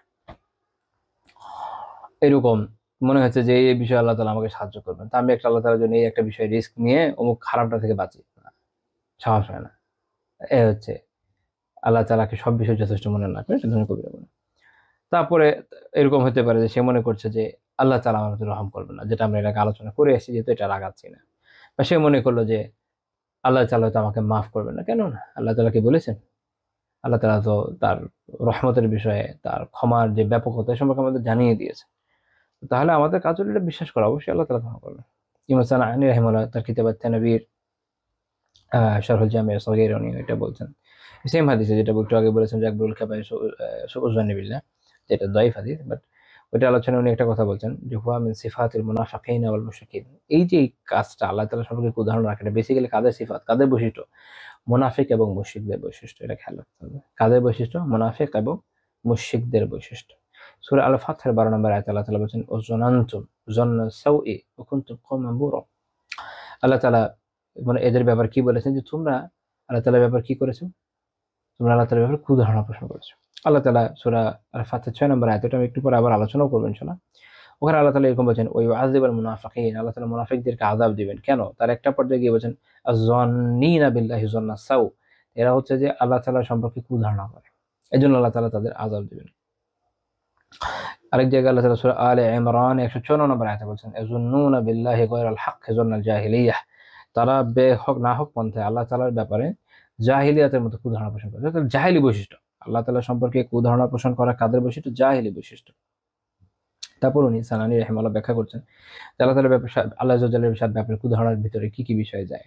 উনি এটা নিয়ে আলোচনা করছেন যে আল্লাহ তাআলার যে সুউচ্চ মর্যাদা, তার যে সুন্দর সুন্দর নাম সিফাত, এগুলোর খেলাফ যে কথাগুলো মানুষ চিন্তা ভাবনা করে, বেসিক্যালি এগুলোই তার কি এগুলো হচ্ছে তার সুউজ্জ্বল, এটা হচ্ছে তার ধারণা। আল্লাহ তাআলা রহমত কারণে বলা, রাইট? আল্লাহ তাআলা রহিম, আল্লাহ তাআলা রহমান। এখন কেউ যদি মনে করেন আল্লাহ তাআলা আমার প্রতি রহম করছেন না, আরে রহম না করলে বেঁচে আছেন কিভাবে, শ্বাস নিচ্ছেন কিভাবে? আল্লাহ তাআলা কি কার প্রতি কিভাবে কি রহম করবেন এটা আপনার থেকে জেনে করবে? আল্লাহ তাআলা তো হচ্ছেন রাজাধিরাজ, তিনি কারটা শুনবেন? আমরা তো ভিক্ষুক মাত্র, ফুকারা ইলাল্লাহ, আল্লাহ তাআলার কাছে আমরা ভিক্ষুক মাত্র। আমাদের কাজ হচ্ছে চাওয়া, আমরা চাইতে থাকবো, আল্লাহ তাআলা ইনশাআল্লাহ তাআলা দিবেন। এটা এই দৃঢ়তার সাথে চাইতে হবে, আল্লাহ তাআলা দিবেন। দোয়া করতে থাকেন। আপনার মনে হচ্ছে যে সংকীর্ণতা ফিল করছেন, জীবনে মানুষ সংকীর্ণতা ফিল করে, তখন আমাদের কাজ হচ্ছে আল্লাহ তাআলার প্রতি মুতাওয়াজ্জিহ হওয়া, দোয়া করতে থাকা, আল্লাহ দেন, আমাকে দিতেই হবে, দেন, আমি খুব চাই, আমাকে দেন। আল্লাহ তাআলা আল্লাহ তাআলা হচ্ছেন দোয়া কবুলকারী। আপনি কি মনে করছেন যে দোয়া তিনি কবুল করছেন না? কোন ধারণা এটা? দোয়া করতে হবে, দৃঢ়তার সাথে করতে হবে, কবুল হচ্ছে। এখন কবুল হওয়াটা আপনারা জানেন যে অনেকগুলো ফর্ম আছে। কখনো হয়তো আল্লাহ তাআলা সরাসরি বিপদটা দূর করে দিচ্ছেন, বা যেটা চাচ্ছেন শুভ এটা দিচ্ছেন। আবার আপনি যেটা চাচ্ছেন তো ভালো নাও হইতে পারে, তাই না? আলহামদুলিল্লাহ। আমাদের আমি আগে একটা এরিয়াতে ছিলাম, ওখানে আমাদের একজন ইমাম সাহেব ছিলেন, একটা মজার কথা বলছিলেন একবার, আমার খুব ভালো লাগছে কথাটা। উনি বলেছিলেন যে উনি যখন ওনার স্টুডেন্ট লাইফ, যেহেতু অনেক বয়স, অনেক বছর আগের কথা, লাইক 90-এর দশকে, উনি বললেন যে আমি আল্লাহ তাআলার কাছে একশো দোয়া করতাম, আল্লাহ আমার একটা 5,000 টাকা বেতনের চাকরির ব্যবস্থা করে দেন। ওই সময় মনে হচ্ছে যে অনেক টাকা। উনি বলছেন আমি আল্লাহর অনেক শুকরিয়া আদায় করি, উনি আমার দোয়া কবুল করেন নাই। ওইটা হলে এখন তো চলতেই পারতাম না, 5,000 দিয়ে এখনকার সময় চলা বুঝেন। তো আল্লাহ তাআলা তাকে এত বছর এত প্রশস্ততা দিয়েছেন, আলহামদুলিল্লাহ। তার যেহেতু ট্রাভেলের ব্যাপার ইয়েতে হজ উমরার ইয়েটা আছে, ব্যবসাটা আছে, এর সাথে অন্যান্য দিকে আলহামদুলিল্লাহ বেশ কিছু বড় বড় জায়গায় উনি আছেন। ওনার আল্লাহ তাআলার মেহরবানিতে প্রচুর ইনকাম, আল্লাহ তাআলার মেহরবানিতে। তো উনি এই কথাটা বলছেন যে আসলে আল্লাহ তাআলা যদি কবুল করে ওটাতে আমাকে আটকে রাখতো, আমার কি হইতো? না, আমরা অনেক সময় বুঝি না। জীবনে অনেক ক্ষেত্রে আমাদের মনে হয় যে এটা যদি অমুক জায়গায় যেতে পারলাম না, আল্লাহ আলাম, না যাওয়াতে হয়তো ভালো হয়েছে। এরকম অনেক বিষয় আছে জীবনে, আমাদের অনেক হারানোর বেদনা আছে। আমরা জানি না যে ওটাতে আসলে ওটা পেলে কি কল্যাণ হতো, না না পাওয়াতে কল্যাণ, আল্লাহ আলাম, কেউ জানে না। কিন্তু আমরা যেটা জানি সেটা হচ্ছে যে এই বিষয়ে যদি তাকদীরের ভালো মন্দের উপর আস্থা রেখে সন্তোষ প্রকাশ করে আল্লাহ তাআলার উপর আস্থা রাখি, আল্লাহ তাআলার শুকরিয়া আদায় করি এবং আল্লাহ সবর করি আমরা, ওটা আমাদের জন্য কল্যাণকর। তো যেটা কল্যাণ আমরা জানি যে আছে, ওইটা বাদ দিয়ে যেটা কল্যাণ নাই ওটার পিছনে দৌড়ানোর আমাদের দরকারটা কি, তাই না? তো আল্লাহ তাআলা মাফ করনে वाला। পাপ হয়ে যায়, মানুষের পাপ হয়ে যায়, মানুষ এরকমই হওয়ার সাথে সাথে তওবা করব, আল্লাহ তাআলার কাছে ক্ষমা প্রার্থনা করবো, আল্লাহ তাআলার কাছে মাফ চাইবো বারবার, তিনি মাফ করবেন।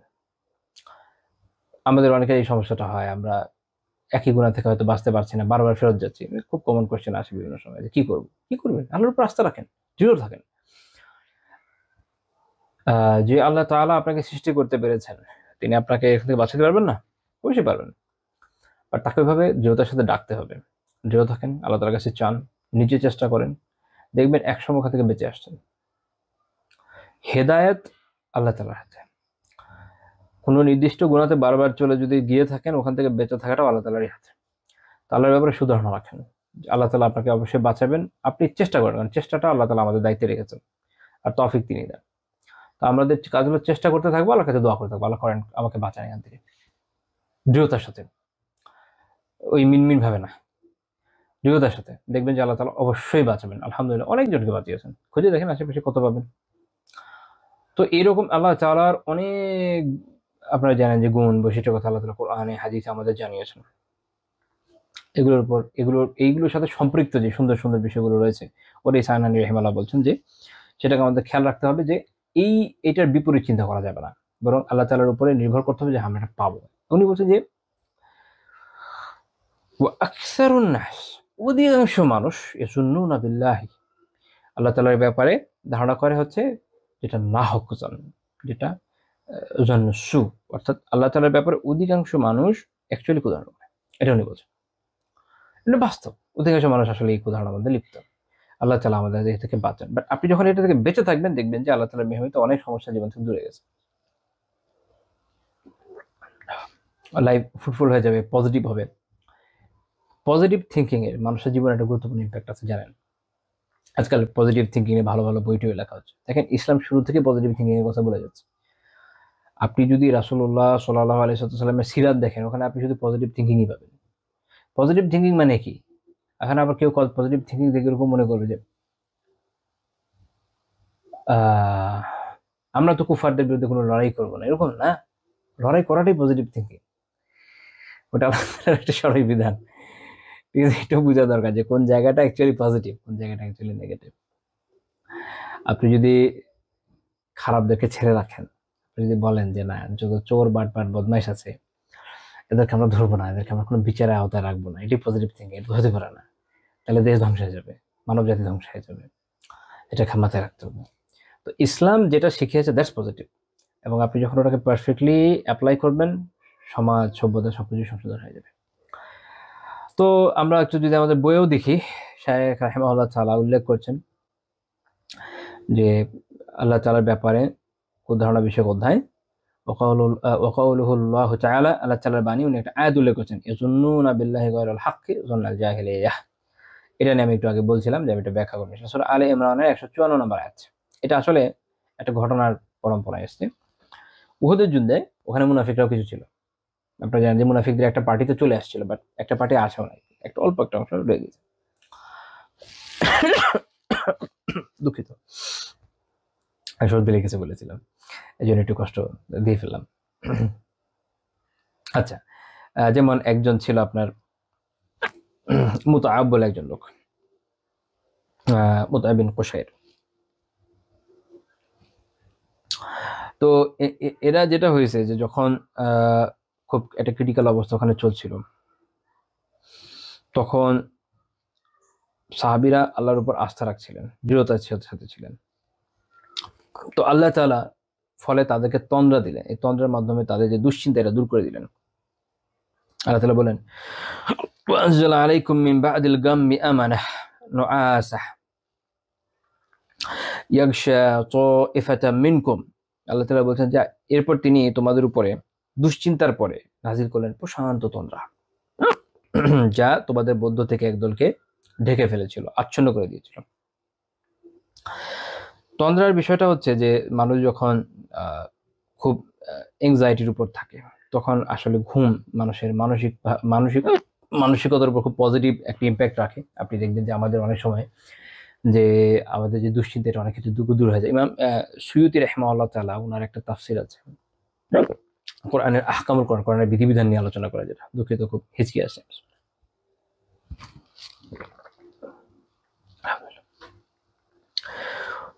তো ওইখানে ইমাম সুয়ুতি রাহিমাহুল্লাহ এখানে একটা মজার কথা বলছেন যে যারা আতিব্বা, যারা চিকিৎসক, তারা যে বলেন যে মানুষের আসলে দুশ্চিন্তা তন্দ্রা চলে যায়, এটার দলিল হলেই যায় এটা, মানে মানুষের দুশ্চিন্তা ঘুম চলে যায়। তো যাই হোক, তো আল্লাহ তাআলা তন্দ্রার মাধ্যমে মুমিনদের অন্তরকে প্রশান্ত করে দিয়েছেন। কারণ তারা আল্লাহ তাআলার উপরে নির্ভর করেছে, আল্লাহ তাআলার উপর ভরসা করেছে। ইমাম ইবনুল কাইয়্যিম রাহিমাহুল্লাহ বলছেন যে এরা কারা? এরা হচ্ছে আহলুল ঈমান, যারা হচ্ছে ঈমানদার, মানে আহলুল ঈমান ওয়াল ইয়াকিন ওয়াস সাবাত, যারা হচ্ছে আপনার আল্লাহ তাআলার উপর ঈমান এনেছে, ঠিকমতো ইয়াকিন রেখেছে, দৃঢ় ছিল। কারণ তারা এটা তাদের এটা তারা এই ব্যাপারে দৃঢ় প্রত্যয় ছিল। ওয়াহুমুল জাযিমুনা বিআন্নাল্লাহা সায়ানসুরু রাসূলাহু, যে আল্লাহ তাআলা অচিরেই রাসূল সাল্লাল্লাহু আলাইহি ওয়াসাল্লামকে সাহায্য করবেন। এর বিপরীত কারা? এর বিপরীত হচ্ছে যারা মুনাফিক। যারা মুনাফিক তারা কি, তাদের অবস্থা হচ্ছে এরকম যে তারা, আল্লাহ তাআলা নিজেই বলছেন তাইফাতুন, একদল ছিল এরকম যে ক্বাদ আহাম্মাতহুম আনফুসুহুম ইয়াযুন্নুনা বিল্লাহি গায়রাল হাক্কি যান্নাল জাহিলিয়্যাহ। তো তাদের এই একদল হচ্ছে জাহিলি যুগের যোগ্যতার সময় তার মতো করে আল্লাহ তাআলা সম্পর্কে অবাস্তব ধারণা করেছে, করে নিজেরা নিজেদেরকে উদ্বিগ্ন করে ফেলেছে। এখানে একটা গুরুত্বপূর্ণ শিক্ষা আছে। আমরা যখন খুবই উদ্বিগ্ন হয়ে যাই, এটার বেসিক কারণ আমরা নিজেরা নিজেদেরকে উদ্বিগ্নতার মধ্যে ফেলে দিই। দেখবেন যে আমরা বিভিন্ন ধরনের চিন্তা করি, কল্পনার ডালা পালা যেতে যেতে কই যায়। আপনি একটা কল্পনা করছেন যে এই হবে, সেই হবে, তারপর এই হবে, তারপর ওই হবে। দেখবেন কল্পনা হয়, কল্পনার বাচ্চা হয়, বাচ্চা, ছানা পোনা, নাতি নাতনি, অনেক কিছু বের হয়। মানুষের পর ডিপ্রেসড হয়ে যায়। তাহলে ডিপ্রেশনের মূল বিষয় কিন্তু এইখানে, যে আহাম্মাতহুম আনফুসুহুম, নিজেদেরকে নিজেরাই উদ্বিগ্ন করে ফেলেছে।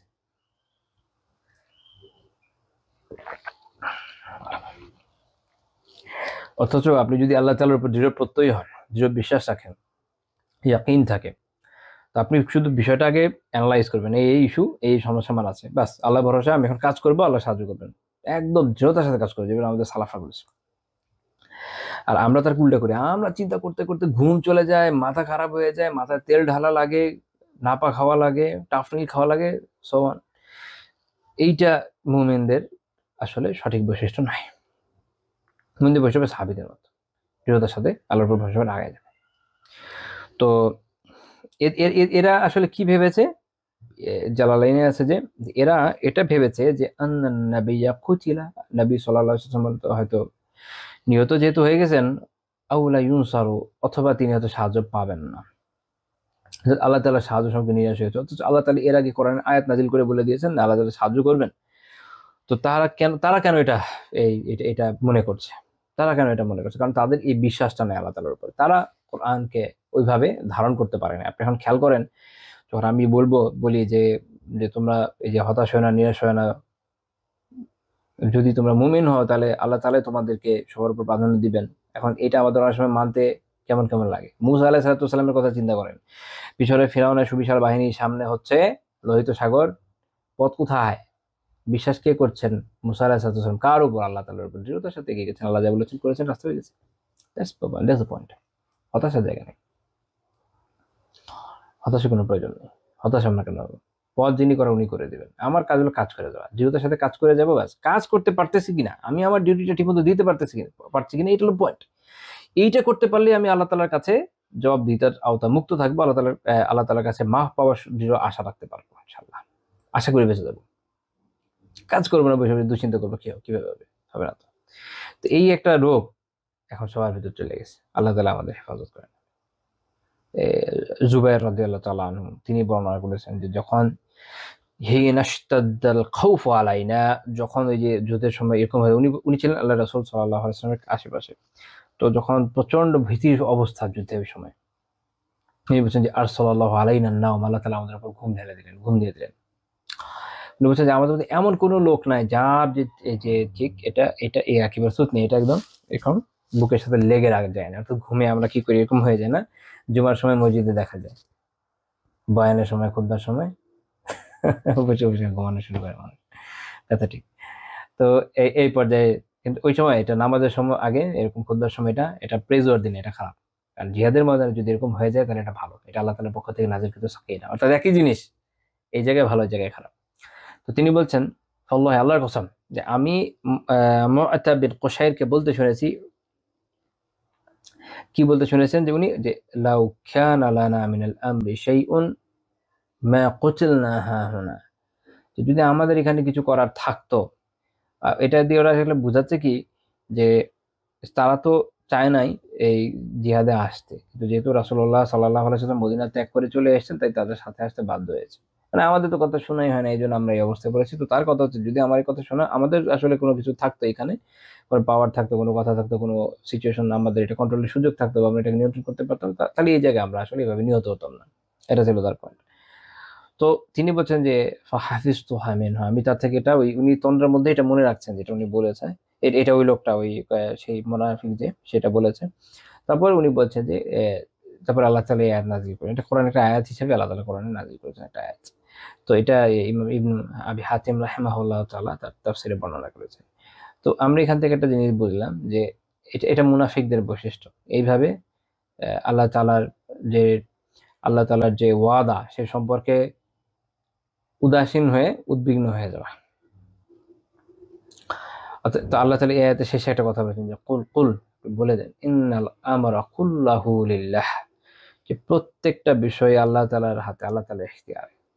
আল্লাহ তাআলা যদি না দেয়, কিছু করার আছে আমাদের, সারাদিন কান্নাকাটি করলেও কিছু পাবো, সম্ভব নাকি? না। আপনি যতই চিন্তা ভাবনা করেন, আল্লাহ না দিলে তো পাবো না, পাবো না। আলহামদুলিল্লাহ।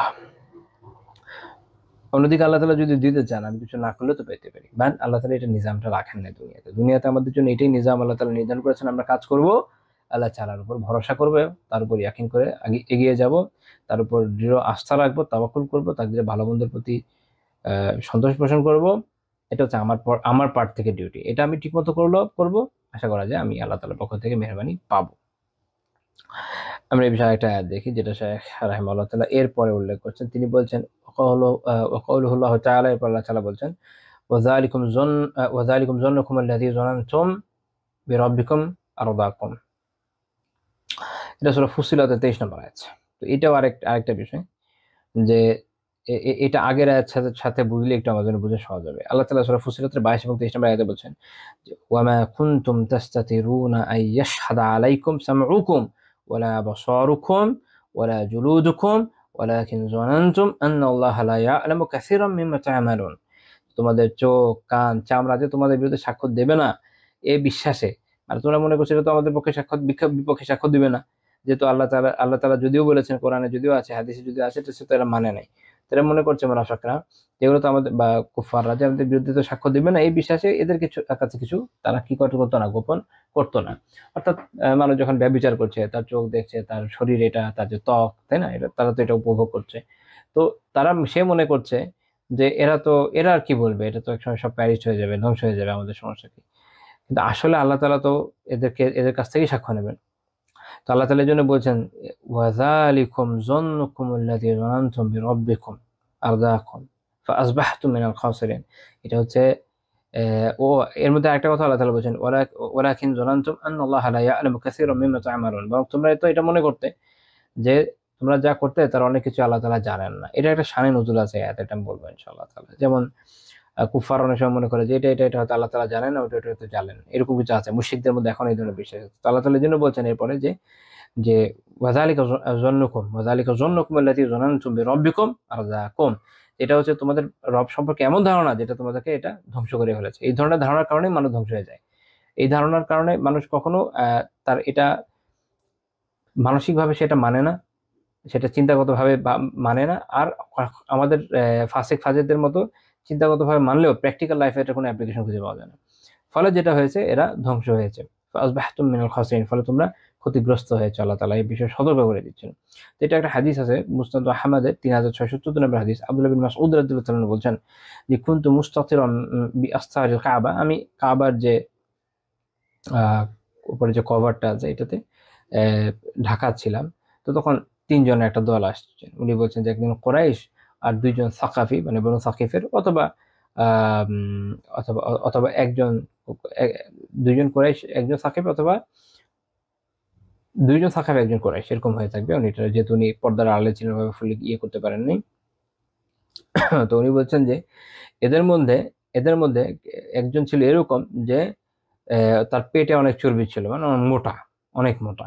এবং বলছেন যে কলিলুন ফিকহু কুলুবিহিম, তার অন্তরের বোধ অনেক অল্প ছিল, অর্থাৎ বোধ কম ছিল, পেট মোটা ছিল, শরীর।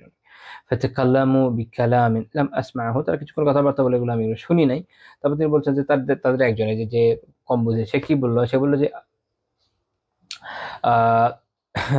তারাউনা আল্লাহ ইয়াসমাউ কালামানা হাযা। ও একজন এটা বললো যে, যেহেতু অনেক আস্তে আস্তে বলছে, যে শোনাই যাচ্ছে না আশেপাশে, আব্দুল্লাহ রাদিয়াল্লাহু তাআলা আনহু তিনি পর্দার আড়াল থেকেই শুনতে পাচ্ছেন, এই এত কাছে থেকে। তো একজন তখন বলল যে, তুমি কি মনে করো যে আল্লাহ তাআলা আমাদের এসব কথা শুনতে পাচ্ছেন? তো তখন ওই যে যার বুদ্ধিটা একটু কম, সে কি বলল? সে বলল যে, আমি যেটা মনে করি সেটা হচ্ছে, ইযা রাফা'না আসওয়াতানা সামিআ, যদি আমি খুব মানে আমার স্বরকে উঁচু করি আমরা, তখন তিনি শুনতে পান। ওয়া ইযা লাম নারফা'হা লাম ইয়াসমা'হু, কিন্তু যখন আমরা স্বরকে উঁচু করি না, অর্থাৎ আস্তে আস্তে ফিসফিস করে বলি, এটা আর উনি শুনতে পারেন না। আলহামদুলিল্লাহ, এটা আল্লাহ তাআলা সম্পর্কে তাদের হচ্ছে আকীদা। তো আরেকজন আবার এই সময় বলল যে, ইন সামিআ মিনহু শাইআ সামিআহু কুল্লাহ, যদি কিছু তোমার থেকে তিনি আল্লাহ তাআলা শুনে থাকেন, তো পুরোটাই শুনবেন। তাহলে গল্পটা কেন শুনবেন না? তার কিছু সেন্স মেক করে না। তো তারপরে আব্দুল্লাহ বিন মাসউদ রাদিয়াল্লাহু তাআলা আনহু রাসূলুল্লাহ সাল্লাল্লাহু আলাইহি ওয়াসাল্লামের কাছে এই বিষয়টা উল্লেখ করলেন। তো আল্লাহ তাআলা এই আয়াত নাযিল করলেন। তো যেটা একটু আগে আমরা আয়াতে আলোচনা করলাম। তাহলে দেখেন যে মানুষ যখন বিভিন্ন গুনাহের মধ্যে লিপ্ত থাকে, যে যারা মুশরিকিনরা আছে তারা আল্লাহ তাআলা সম্পর্কে এই ধরনের ধারণা করে। আপনি দেখবেন যে এখনো যে ধরনের মুশরিকরা আছে বিভিন্ন টেম্পলে গিয়ে এরা ঘন্টা বাজাতে হয়, জোরে, জোরে, জোরে, জোরে ঘন্টা বাজায়। কারণ জোরে, জোরে না বাজালে তাদের যে ডেইটিস তারা তো শোনে না। তাদের তো বিশাল, বিশাল ঘন্টা বাজাতে হয়। কি বৌদ্ধ টেম্পলে, কি হিন্দু চার্চ, এভরিওয়্যার।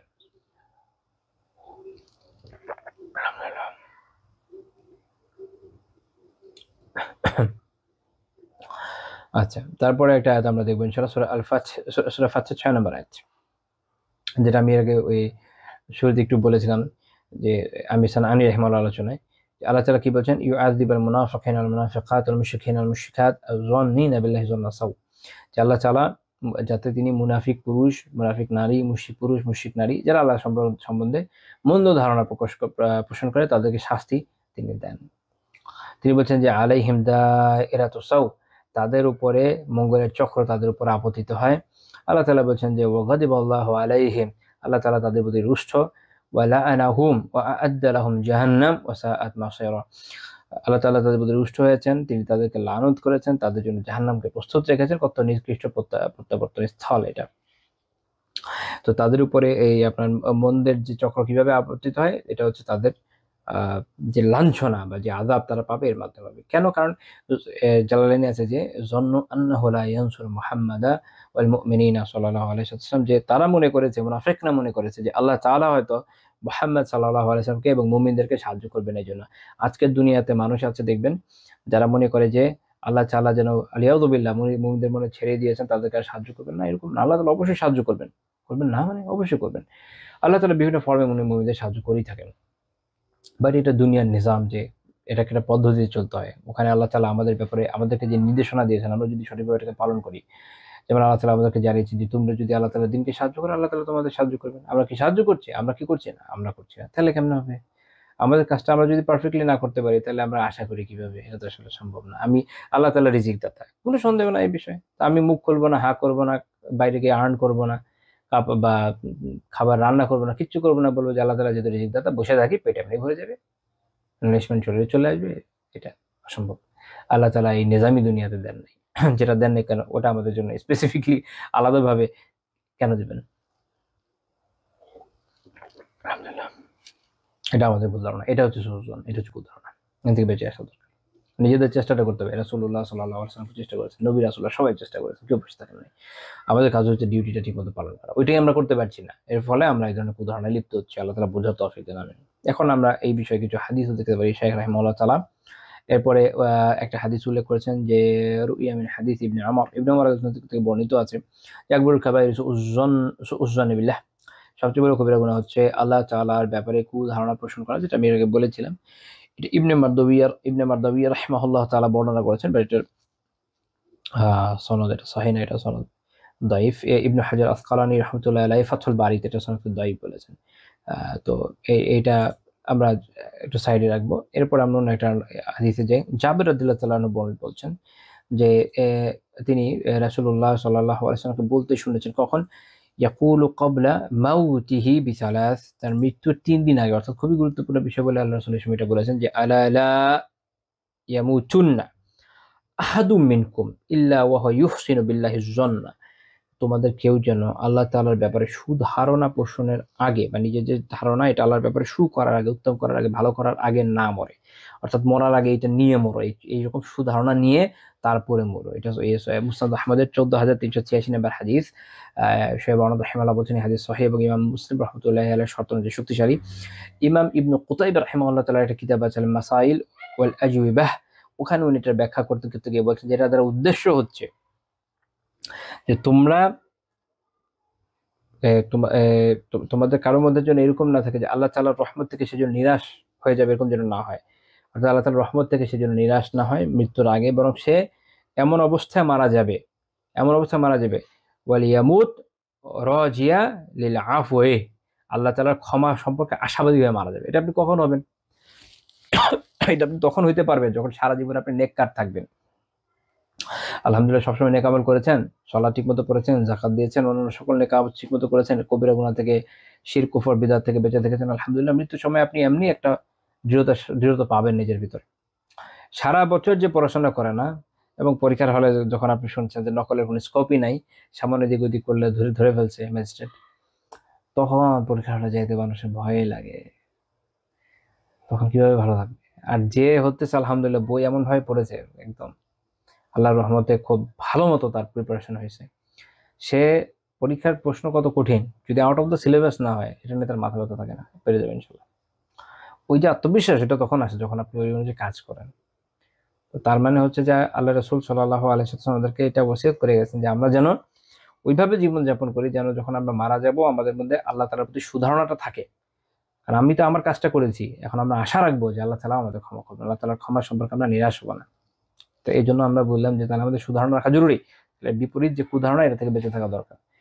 বিপরীত কোনটা? কুধারণা। কুধারণা কেন তৈরি হয়? নিজের কুকাজের জন্য, নিজের কুকর্মের জন্য মানুষের মধ্যে আসলে আল্লাহ তাআলা সম্পর্কে কুধারণা তৈরি হয়।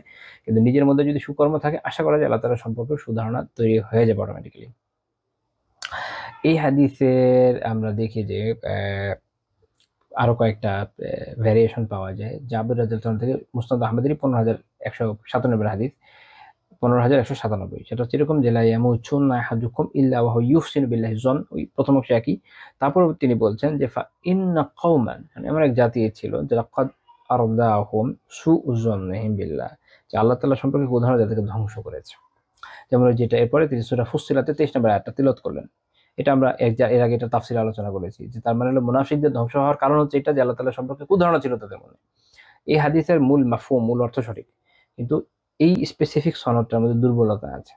এখানে নদর বিন ইসমাইল এবং ইবনে আবি লাইলা বলে দুইজন রাবী রয়েছেন যাদের দুর্বলতা রয়েছে বলে শোয়েব রাহমাতুল্লাহি আলাইহি উল্লেখ করেছেন। তো কিন্তু মূল মাফহুম, মূল কথাটা সত্যই, এই আয়াতের শানে নজুর এবং অন্যান্য বিষয় আমাদের এটা বোঝায়। তাহলে আমাদের কাজ হচ্ছে আল্লাহ তাআলা সম্পর্কে সুধারণা রাখা। এই জন্য আবু হুরায়রা রাদিয়াল্লাহু আনহু বর্ণনা করেছেন যে রাসূলুল্লাহ সাল্লাল্লাহু আলাইহি ওয়াসাল্লাম বলেছেন, ইয়াকুল্লাহু তাআলা, আল্লাহ তাআলা বলেন, আনা ইনদা যন্নি আবদি বি, আমি আমার ব্যাপারে বান্দা যে ধারণা করে সে অনুযায়ী সে আমাকে কাছে পাবে। সহজ কথায় সহিহ বুখারী ৭,৪০৫ নম্বর হাদিস। এটার ব্যাখ্যা বোঝার জন্য আমরা আরো দু একটা হাদিস একটু দেখব সেম ধরনের অর্থে। ইমাম আহমদ রাহিমাহুল্লাহ তার মুসনাদ উল্লেখ করেছেন ৯,০৭৬ নম্বর হাদিস, যে আনা ইনদা যন্নি আবদি বি, আমি আমার বান্দার ধারণার নিকটবর্তী, ইন যন্না বি খায়রান ফালাহু, যদি সে আমার ব্যাপারে সুধারণা রাখে তাহলে তার জন্য সেটা, অর্থাৎ সে ওই কল্যাণটা পাবে। আমার ব্যাপারে কল্যাণকে ধারণা রাখবে, আমিও কল্যাণ দিব। ওয়া ইন যন্না শাররা ফালাহু, আর যদি আমার ব্যাপারে অকল্যাণের ধারণা রাখে, খারাপ ধারণা রাখে, তাহলে সে তাই পাবে। তার মানে আপনি যদি আল্লাহ তাআলা সম্পর্কে সুধারণা রাখেন, আল্লাহ তাআলা সে অনুযায়ী আপনাকে দিবেন। কুধারণা রাখবেন, আপনি ওর মধ্যে পড়ে যাবেন। এইটা শেখ আলবানী রাহিমাহুল্লাহ সিলসিলাতুস সহিহাতে এটা সনদটা সহিহ বলেছেন। ইমাম দারিমি রাহিমাহুল্লাহ তাআলা তার মুসনাদে একটা হাদিস উল্লেখ করেছেন, মুসনাদে 2773 নম্বর হাদিস, যে ক্বালা আল্লাহু তাবারাকা ওয়া তাআলা, আল্লাহ তাবারাকা ওয়া তাআলা বলেন, আনা ইনদা যন্নি আবদি বি, আমি আমার বান্দার ধারণা নিকটবর্তী, ফালিয়াজুন্না বি মা শাআ, কাজে সে যেভাবে চায় সে সেভাবে আমার ব্যাপারে ধারণা করো। অর্থাৎ আল্লাহ তাআলা বান্দাকে স্বাধীন ইচ্ছা শক্তি দিয়েছেন যে তুমি ধারণা করো, সে অনুযায়ী পাবা। এটা এটা যে মুহাক্কিক শেখ হুসাইন আসাদ রাহিমাহুল্লাহ তাআলা এটা সনদটা সহিহ বলেছেন। আলহামদুলিল্লাহ। তো এই আলোচনা এখন পর্যন্ত আমরা যেটুকু করলাম তাতে আমাদের এটা আলহামদুলিল্লাহ সুস্পষ্ট হয়ে গেল যে আল্লাহ তাআলা সম্পর্কে সুধারণা রাখা কতটুকু জরুরি।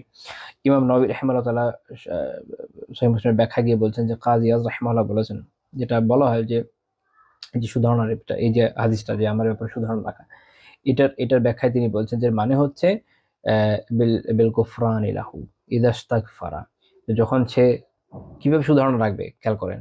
সুধারণা মানে কি, আমি যখন একটা আকাশ করবো মনে করবো যে হ্যাঁ আল্লাহ আমাকে দেবে, বাঙালি যেটা করে না, এরকম না।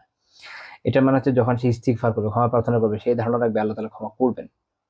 যখন সে ইদা চাবা, যখন সে তওবা করবে, ওয়াল কাবুল ইদা তাব, যখন সে তওবা করবে সেই তওবা কবুল হওয়ার ব্যাপারে সুধারণা রাখবে। সে আন্তরিকভাবে কেঁদে কেটে তওবা করবে, সে সুধারণা রাখবে যে হ্যাঁ আল্লাহ কবুল করবেন। ওয়াল ইজাবাতি ইদা দাআ, যখন সে দোয়া করবে তখন সে এই দোয়া কবুল হওয়ার ব্যাপারে সুধারণা রাখবে যে হ্যাঁ এটা কবুল হবেই, হয়েছে। যখন সে কোনো কিছু তলব করবে, চাইবে, যে কোনো হালাল বিষয় চাইবে, সে এটা পর্যাপ্ত পরিমাণ পাবে বলে সেই দৃঢ় একটা আশা রাখবে। তো এইভাবে যখন সে করবে এবং আল্লাহ তাআলার ক্ষমার আশা রাখবে, এরকম আল্লাহ তাআলার ব্যাপারে সুবিষয়গুলোতে সুন্দর সুন্দর ধারণা যখন সে রাখবে, সেটা হচ্ছে এই হাদিসের মূল চালিকা শক্তি বা চাহিদা, যেটা এটা আমাদের আসলে শেখাচ্ছে। এই জন্য সাহাবীদেরকে দেখবেন যে তারা আল্লাহ তাআলার রাস্তায় যেমন জিহাদে গেছেন, এমন ক্রিটিক্যাল অবস্থা ছিল যে শত্রু বাহিনী এত বড়, তাদের এত ছোট বাহিনী, আল্লাহ তাআলার ওয়াদার উপর তাদের ভরসা ছিল, তারা দৃঢ়তার সাথে যুদ্ধ করেছে। তারা ওইরকম মানে কুফারদের সাথে গিয়ে তুলু করা, যেটা অনেক সময় মুসলিমরা মনে করে যে এভাবে করলে মনে হয়ে যাবে, কখনো হবে না। আল্লাহ তাআলা কোরআনে আমাদের বলে দিয়েছেন যে কখনোই কুফাররা, ইহুদিরা, নাসারারা আমাদের প্রতি সন্তুষ্ট হবে না যতক্ষণ না আমরা তাদের যে মিল্লাত ওইটাকে অনুসরণ না করছি। এটা আল্লাহ তাআলা বলে দিয়েছেন। এর বিপরীত যদি আমি চিন্তা করি, ওটা আল্লাহ তাআলার ব্যাপারে ধারণা। আর আল্লাহ তাআলা তো বলে দিয়েছেন করবে না, তাহলে কেন করবে? আল্লাহ, হ্যাঁ, কিছু কিছু মানুষ ডিফারেন্ট হইতে পারে, কিছু কিছুটা হলো সংখ্যা অল্প হবে, কারণ এখানে যেহেতু ব্যাপকভাবে দুইটা কম সম্পর্কে বলা হয়েছে, তাই তাদের সংখ্যাগরিষ্ঠের বিপরীত থাকবে, সে অনুযায়ী বিধান আসে। তো এটা মাথায় রাখতে হবে। তো ইমাম নববী রাহিমাহুল্লাহ আরেক জায়গায় বলছেন যে ক্বালাল উলামা ও আলিমরা বলেছেন যে মা'না হুসনুজ জন্নি বিল্লাহ, আল্লাহ তাআলা সম্পর্কে সুধারণার মানে হচ্ছে আইয়াজুন্না আন্নাহু ইয়ারহামুহু ওয়া ইয়াফু আনহু, যে তিনি ব্যক্তিকে মাফ করবেন, তাকে ক্ষমা করবেন, তার প্রতি রহম করবেন। এগুলো খেয়াল রাখতে হবে। আমরা আলহামদুলিল্লাহ মোটামুটি আমাদের আলোচনা শেষের দিকে চলে এসেছি। একটু বেশি সময় আজকে নিয়ে নিলাম, চেষ্টা করছি আজকের টপিকটা শেষ করে দিতে। তো এই বিষয়ে আমরা সালাফদের দু একটা উক্তি একটু দেখি। হাসান আল বসরি রাহিমাহুল্লাহ বলছেন যে আন্নাল মুমিনা আহসানাজ যন্না ফা আহসানাল আমাল, একজন মুমিন হচ্ছে সে আল্লাহর ব্যাপারে সুধারণা রাখে, উত্তম ধারণার উপরে থাকে, ফলে সে তার আমল সুন্দর হয়, তার আমল সুন্দর হয়। দেখেন যে যখন আপনি আল্লাহ তাআলার উপর সুধারণা রাখবেন, আপনার মধ্যে ডিপ্রেশন থাকবে না। আমরা এখন পর্যন্ত যে আলোচনা করলাম, কুধারণা যখন মানুষ রাখে, আল্লাহ তাআলার রহমত সম্পর্কে নিরাশ হয়, ফলে নিজের জীবন সম্পর্কে নিরাশ হয়, তার আমলের মধ্যে কোনো ভালো লাগা আসে না, তার আমল ভালো হয় না, মানে তার সব ধ্বংস হয়ে যায়, সব বরবাদ হয়ে যায়, মানে এটা গ্র্যাজুয়ালি মানুষকে ডিপ্রেশনের চূড়ান্ত লেভেলে নিয়ে যায়। যখন আপনি আল্লাহ সম্পর্কে সুধারণা রাখবেন, মনে রাখবেন হ্যাঁ জীবনে এই সমস্যা আছে, এই মেঘ কেটে যাবে, আল্লাহ তাআলা আমার যে সমস্যা আছে দূর করে দিবেন, আর যতদিন আছে ততদিন আমি এটার জন্য সওয়াব পাবো। এই সুধারণা যখন রাখবেন, তখন আপনার আমলেও মনোযোগ আসবে, আপনি ইনশাআল্লাহ তাআলা আল্লাহ তাআলার সান্নিধ্য দেওয়ার জন্য সক্ষম হবেন, জান্নাতে সুউচ্চ মর্যাদা পেতে সক্ষম হবেন। তো কাজেই হাসান রাহিমাহুল্লাহ তাআলা বলছেন যে মুমিন যেহেতু সুধারণা রাখে, তাই তার আমল সুন্দর হয়। ইমাম ইবনে আব্দুল বার রাহিমাহুল্লাহ তার কিতাব আল ইস্তিযকার এটা উল্লেখ করেছেন। ইবনে আবি দুনিয়া রাহিমাহুল্লাহ একটা কিতাব আছে হুসনুজ জন্নি বিল্লাহ, এটা একটা অসাধারণ কিতাব। এখানে অনেকগুলো কল আছে, সব আমি উল্লেখ করব না। আব্দুল্লাহ বিন মাসউদ রাদিয়াল্লাহু আনহু বলছেন যে ওয়াল্লাযী লা ইলাহা গায়রুহু, যে যিনি ব্যতীত কোনো ইলাহ নাই, তার কসম, মা উতিয়া আবদুম মুমিনুন শাইআন খায়রাম মিন হুসনিজ জন্নি বিল্লাহি আযজা ওয়া জাল্লা, যে মুমিন বান্দা আল্লাহ তাআলা সম্পর্কে সুধারণা রাখার থেকে উত্তম কোনো কিছু পায় নাই, উত্তম এবং কল্যাণকর কোনো কিছু পায় নাই। এটা মানুষ, একজন মুমিন বান্দা যত নেয়ামত আল্লাহ থেকে পেতে পারে, তার মধ্যে বেস্ট ওয়ান হচ্ছে এটা। আপনি যখন আল্লাহ সম্পর্কে সুধারণা রাখবেন, পুরো জীবন চেঞ্জ হয়ে যাবে, আপনি একদম সঠিক পথে চলতে পারবেন। আর কুধারণা রাখবেন, বিপরীতটা আমরা তার তো আলোচনা করেছি, তখন ধ্বংস হয়ে যায়, সব শেষ হয়ে যায় তার। এটা আমাদের খেয়াল রাখতে হবে।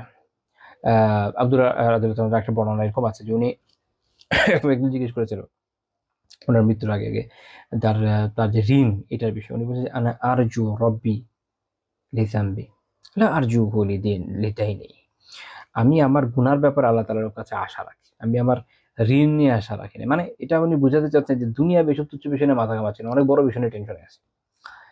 তো রাবি বলছেন যে যখন তিনি মারা গেলেন, তখন একজন দিনী ভাই তার ঋণ পরিশোধ করে দিলেন। অর্থাৎ উনি তো আল্লাহ তাআলার উপর যে দৃঢ় প্রত্যয়, বিশ্বাসটা রাখছেন, এটা বেনিফিট হচ্ছে এটা। ইবনু আউন রাহিমাহুল্লাহ তাআলা বলছেন ইবনু সিরিন রাহমাতুল্লাহ আলাইহির ব্যাপারে খেয়াল রাখেন, এটা একটা ব্যালেন্সিং পয়েন্ট, এটা মাথায় রাখতে হবে। পুরো আলোচনার সারমর্ম চলে আসবে এখানে। মা রাআইতু আহাদান কানা আযমা রাজাআ বা রাআইতু আহাদান কানা আ'যামা রাজাআন লিহাযিহিল উম্মাহ মিন মুহাম্মদ বিন সিরিন। মুহাম্মদ বিন সিরিন রাহিমাহুল্লাহ থেকে এই উম্মাতের মধ্যে আল্লাহ তাআলার কাছে আশাবাদী, অধিক আশাবাদী আর কাউকে আমি আসলে দেখি নাই। মানে উনি আল্লাহ তাআলার কাছে সবচেয়ে আশাবাদী ব্যক্তি হিসেবে ইবনে আউন রাহিমাহুল্লাহ কাকে চিনছেন? মুহাম্মদ বিন সিরিন রাহিমাহুল্লাহ বা ইবনু সিরিন রাহমাতুল্লাহ আলাইহি। তারপর উনি বলছেন, কিন্তু এই যে এত আশাবাদ, ওয়া আশাদ্দা খাউফান আলা নাফসিহি মিনহু, কিন্তু তার একটা বৈশিষ্ট্য এটাও যে তিনি নিজের নফসের ব্যাপারে যে পরিমাণ ভীত ছিলেন, এরকম আমি কাউকে দেখি নাই। তার মানে ২ টা বৈশিষ্ট্য একত্রিত হয়েছে, এটা হচ্ছে ব্যালেন্স। এটা হচ্ছে আমাদের লাগবে। এক, আল্লাহ তাআলার কাছে সর্বাধিক সর্বোচ্চ উত্তমভাবে আশা রাখা দৃঢ়তার সাথে, আবার নিজের নফসের যে ক্ষতি, শয়তানের ওসওয়াসায় আমার নিজের যে পথভ্রষ্ট হয়ে যাওয়ার একটা সম্ভাবনা, নিজের বিভিন্ন ধরনের আত্মিক কবিরা গুনাহে লিপ্ত হওয়ার সম্ভাবনা, নিজেকে বড় মন না করার ব্যাপারগুলা, অন্যান্য যে বিষয়গুলো, এগুলোর ব্যাপারে খুবই ভীত সন্ত্রস্ত থাকতে হবে এবং আল্লাহ তাআলার কাছ থেকে ক্ষমার আশাও রাখতে হবে। তো এইভাবে একটা ব্যালেন্সের মাধ্যমে একজন মুমিনের জীবনকে নির্বাহ করতে হবে। এটা যখন আমরা করব, আমরা ইনশাআল্লাহ তাআলা দুনিয়া এবং আখিরাতে সফল এবং কামিয়াব হয়ে যাব। আল্লাহ তাআলা আমাদের কথাগুলো বোঝার এবং আমলের তৌফিক দান করুন। আমাদের ভুল ত্রুটিগুলোকে মাফ করে দেন। আল্লাহ তাআলা আমাদেরকে তৌফিক দান করুন যেন আমরা তার ব্যাপারে কুধারণা থেকে বেঁচে থাকতে পারি। তার ব্যাপারে আমরা সর্বোচ্চ সুন্দর, উত্তম সুধারণা রাখতে পারি এবং এর মাধ্যমে আল্লাহ তাআলা আমাদের দ্বীন এবং দুনিয়া উভয়টার ইসলামে সংশোধন করে দেন। আমিন। সুবহানাকাল্লাহুম্মা বিহামদিকা লা ইলাহা ইল্লা আনতা আস্তাগফিরুকা ওয়া আতুবু ইলাইক।